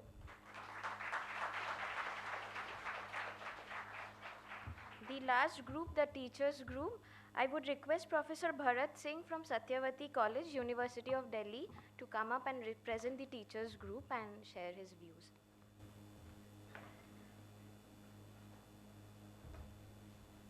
Thank you very much.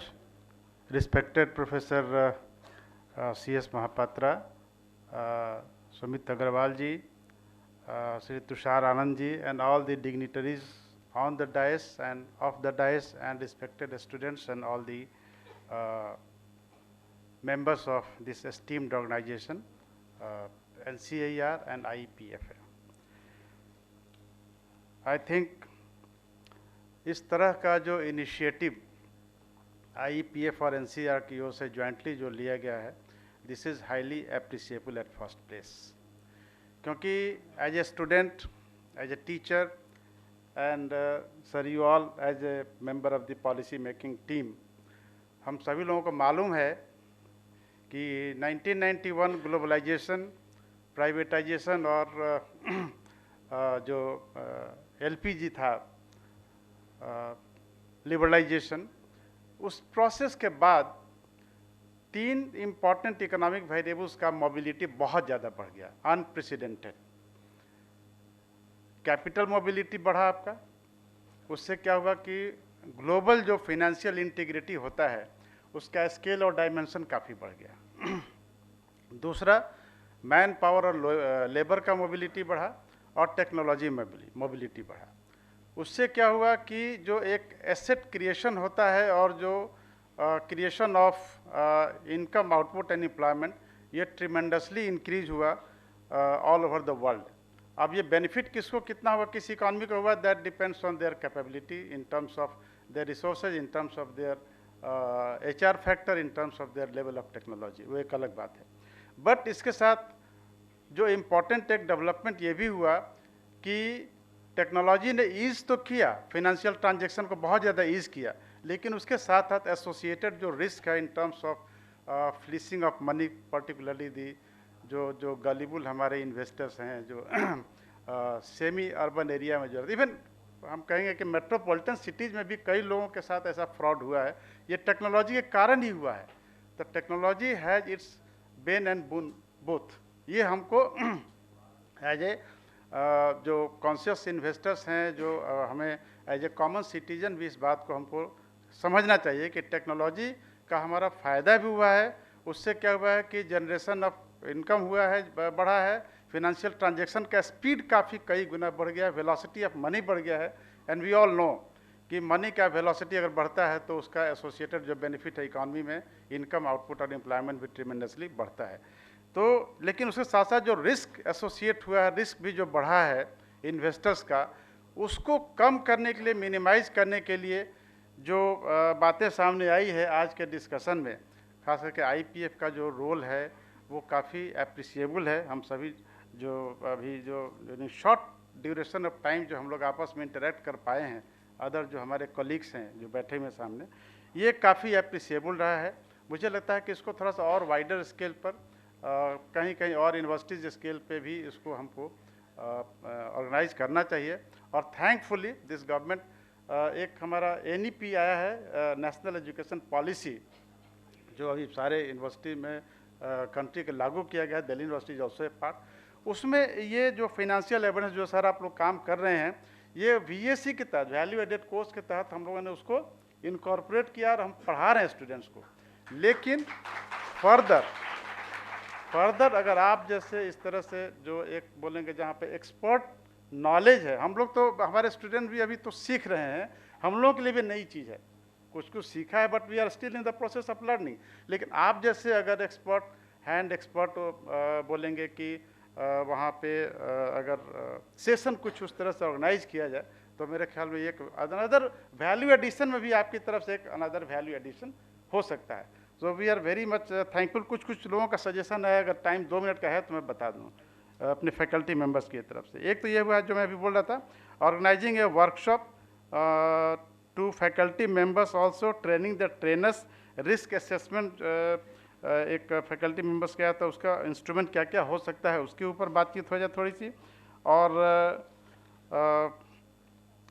ये सारे government initiative के बावजूद भी, खास के IPF और जो हमारा NCER का जो इनिशिएटिव, उसके बावजूद भी अभी भी बहुत सारे लोग फिनेंशियल लिटरेसी का जो स्केल है, जो लेवल है, जो डायमेंशन है, वो अभी भी बहुत कम है। इसको और हमको इन्हांस करने की ज़रूरत है, इसको और वाइडन करने की ज़रूरत है। मुझे उम्मीद है कि आप लोग इसमें और ज़्यादा कंट्रीब्यूट करेंगे, और in the larger interest of the public. इतने शब्दों के साथ मैं स्टॉप करूँ। Thank you very much.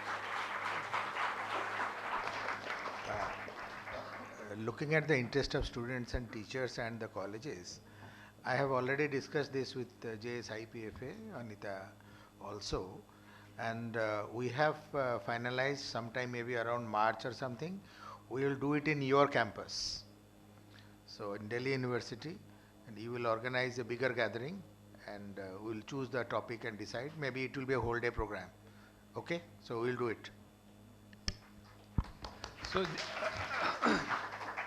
So जो अभी प्रोफेसर साहब ने बताया, so what has happened is, हमने डिपार्टमेंट ऑफ एजुकेशन से बातचीत की, एंड VCs को जो है लेटर गया हुआ है कि वो IPFA के साथ कोलैबोरेट करे, आए, एंड हम लोग जो हैं मिल करके स्टूडेंट्स को, क्योंकि मैं आपको कुछ numbers just with in next 10 seconds बताता हूँ कि येस, ये फैक्ट है कि 27% जो है फाइनेंशियल लिटरेसी है। 2019 का national centre of financial education का सर्वे है 2019 का, वो ये कहता है कि 27% फाइनेंशियल लिटरेसी है। ये भी एक फैक्ट है कि केरला की आप लोगों ने बात की, मैं आपको और एक और बात बताता हूँ। मिज़ोरम, केरला के बाद मिज़ोरम सबसे ज़्यादा लिटरेट है, बट वहाँ पे 16% ही फाइनेंशियल लिटरेसी है। सो आप ये कहना कि लिटरेट होना और फाइनेंशियल लिटरेट होना में बहुत बड़ा गैप है. अगर आप शहरी लोगों से भी पूछेंगे तो शायद वो फाइनेंशियली लिटरेट नहीं है. सो ये कोई सिन नहीं है कि आप फाइनेंशियली लिटरेट नहीं है, बट ये है कि अगर आप ऐसे बिकॉज ये प्रोग्राम थोड़े बोरिंग हो जाते हैं थोड़ी दिन के बाद, और एक के बाद ऊपर से चले जाते हैं. सो इन्वेस्टमेंट और फाइनेंशियल लिटरेसी को समझना बहुत ज़रूरी है आज के ज़माने में. बिकॉज आप लोग जो है पेटीएम कर रहे हैं, यूपीआई कर रहे हैं, कोई आपको बोलता है कि शेयर मार्केट में डालना शुरू कर दे, वो मतलब रातों रात वो हो जाएगा. बट अगर ऐसा ही होता तो सबने कर लिया होता.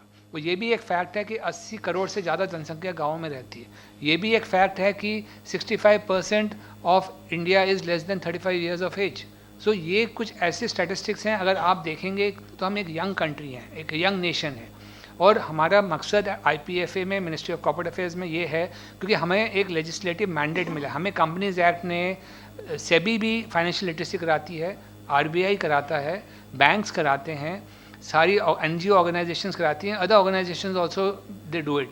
हाउएवर जो लेजिस्लेटिव मैंडेट है एज पर एक्ट जो है IPF को मिला हुआ है. तो हम क्या कर रहे हैं, NCAER जिसे हमारे रिसर्च चेयर हैं एंड दूसरी ऑर्गेनाइजेशन साथ हम मिल करके एट डिफरेंट लेवल हम जो है अवेयरनेस एक्टिविटीज़ करवा रहे हैं, सो दैट हम जागरूक करें लोगों को, उनको हम जो है फाइनेंशियल की मेन धारा में लेकर के आएँ. तो जब आपने जो है निवेशक दीदी की बात सुनी होगी जो मैडम ने बताया, तो गाँव में, देहातों में टीचर के बाद जो है ग्रामीण डाक सेवक, डाकिया used to be the most influential person. वो हमें चिट्ठियाँ लिखता भी था, लिखवाता भी था, बताता भी था गवर्नमेंट पॉलिसी, कोई स्कीम आई है उसके बारे में. सो हमने उसके टैलेंट को टैप करते हुए डिपार्टमेंट ऑफ पोस्ट के साथ मिल करके ये जो है निवेशक दीदी का प्रोग्राम किया है, जहाँ कि वो गांव-गांव में डाक देने जा ही रहे हैं, तो साथ में महिलाओं से बातचीत करके उनको बैंकिंग साइकिल में लेके आना है. नाउ बैंकिंग साइकिल में क्यों लाना है, अगर आप बैंकिंग साइकिल में रहते हैं तो you are also eligible for social security scheme of government of India. Till the time you do not have a bank account you are not eligible for it. So the aim is कि लोगों को banking cycle में लेके आना है. तो हम चाह रहे हैं कि आप यहाँ से जो गैदर करके आज जा रहे हैं, अपने जानकार लोगों के बीच में कन्वे कीजिए कि आज मैं गया था, मैंने कुछ सीखा, थोड़ा बहुत सीखा, एंड वो आप कन्वे कीजिए in rightful format. That is more important to us. ठीक है, thank you so much.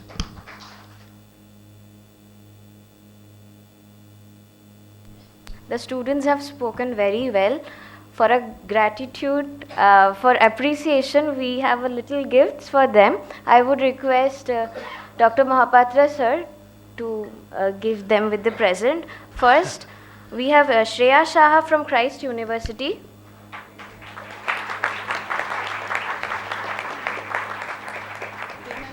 Guys अभी खाना बाकी है, थोड़ा ताली बजा लो, ताली बजा लो. Come on Christ. I would request Tushar Anand sir to kindly present it to Ayush Verma and Khushbu from DSE.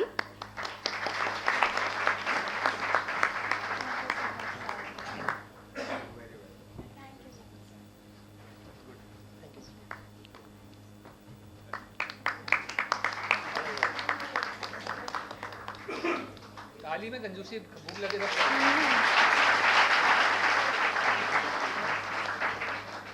I would request Mr. Sumit Agarwal to present it to Khushbu Praveen from Zakir Hussain College.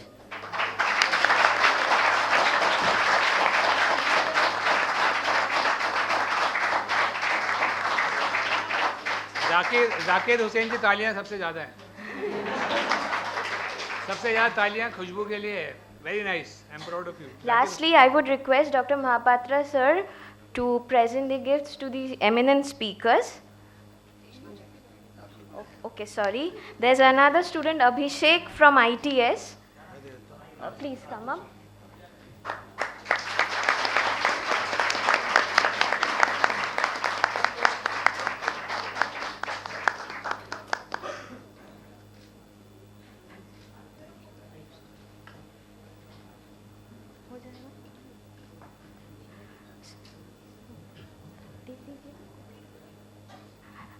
Miss Ritu Prakash Singh. Thank you.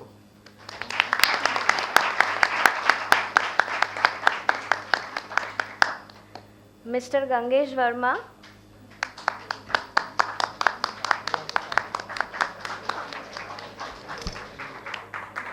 Mr. Anand Ahuja,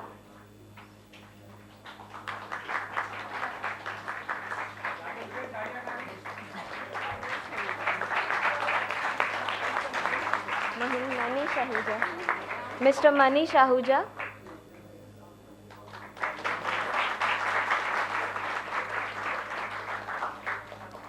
lastly, Colonel Tushar Anand,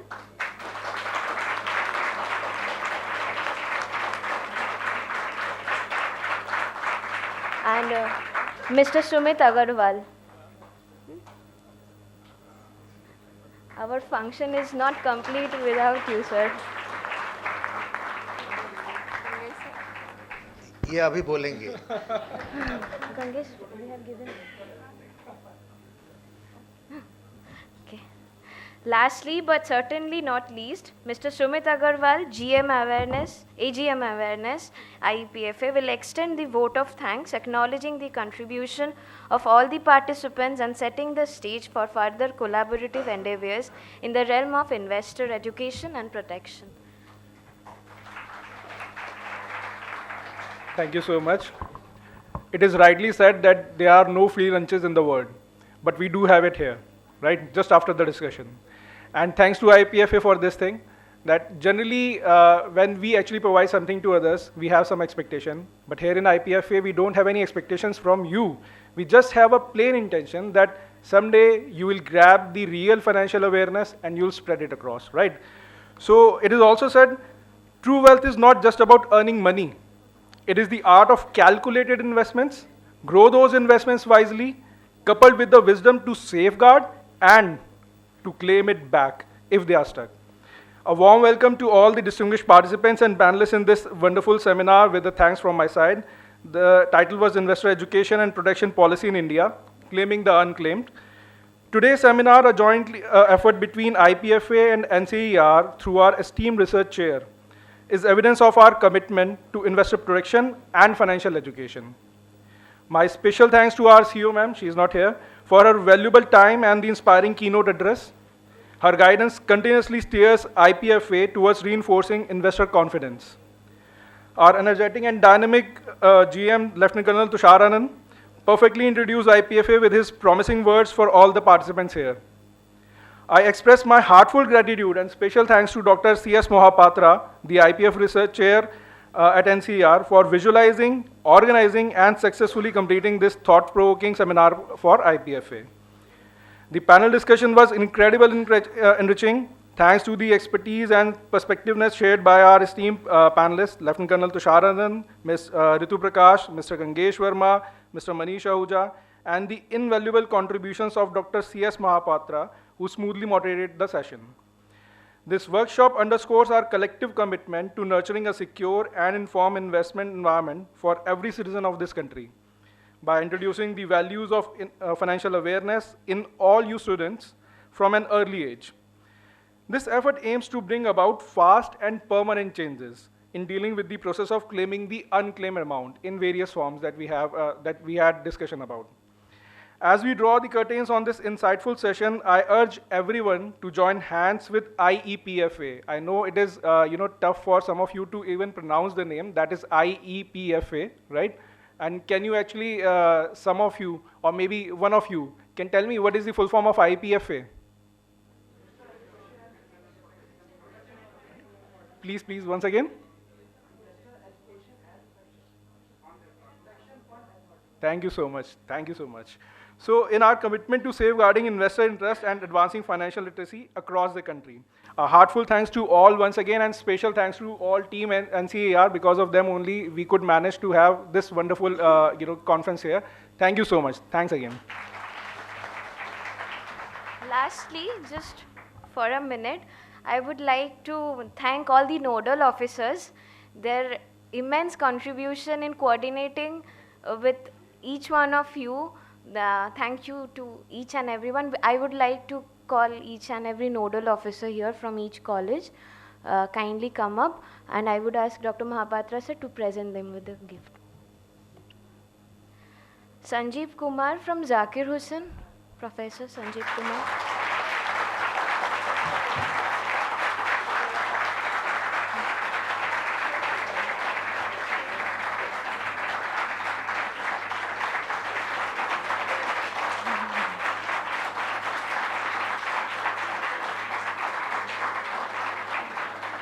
Dr. Pratibha Maurya from Delhi School of Economics.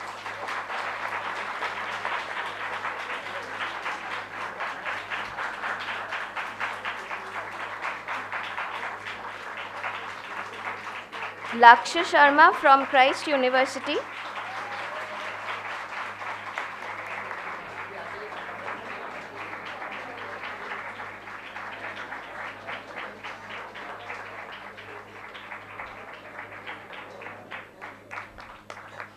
Miss Jyoti Mahajan from ITS Management.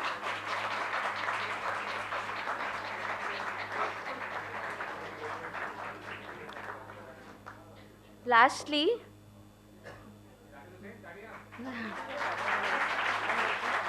नहीं sir को दे देते हैं. Lastly, I would like to call Professor Bharat Singh from Satyavati College, who represented the teachers group with his insightful talkings.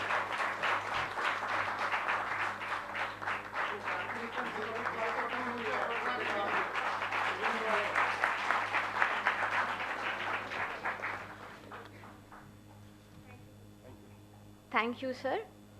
We have come to the end. Thank you, everybody. It has been a real pleasure.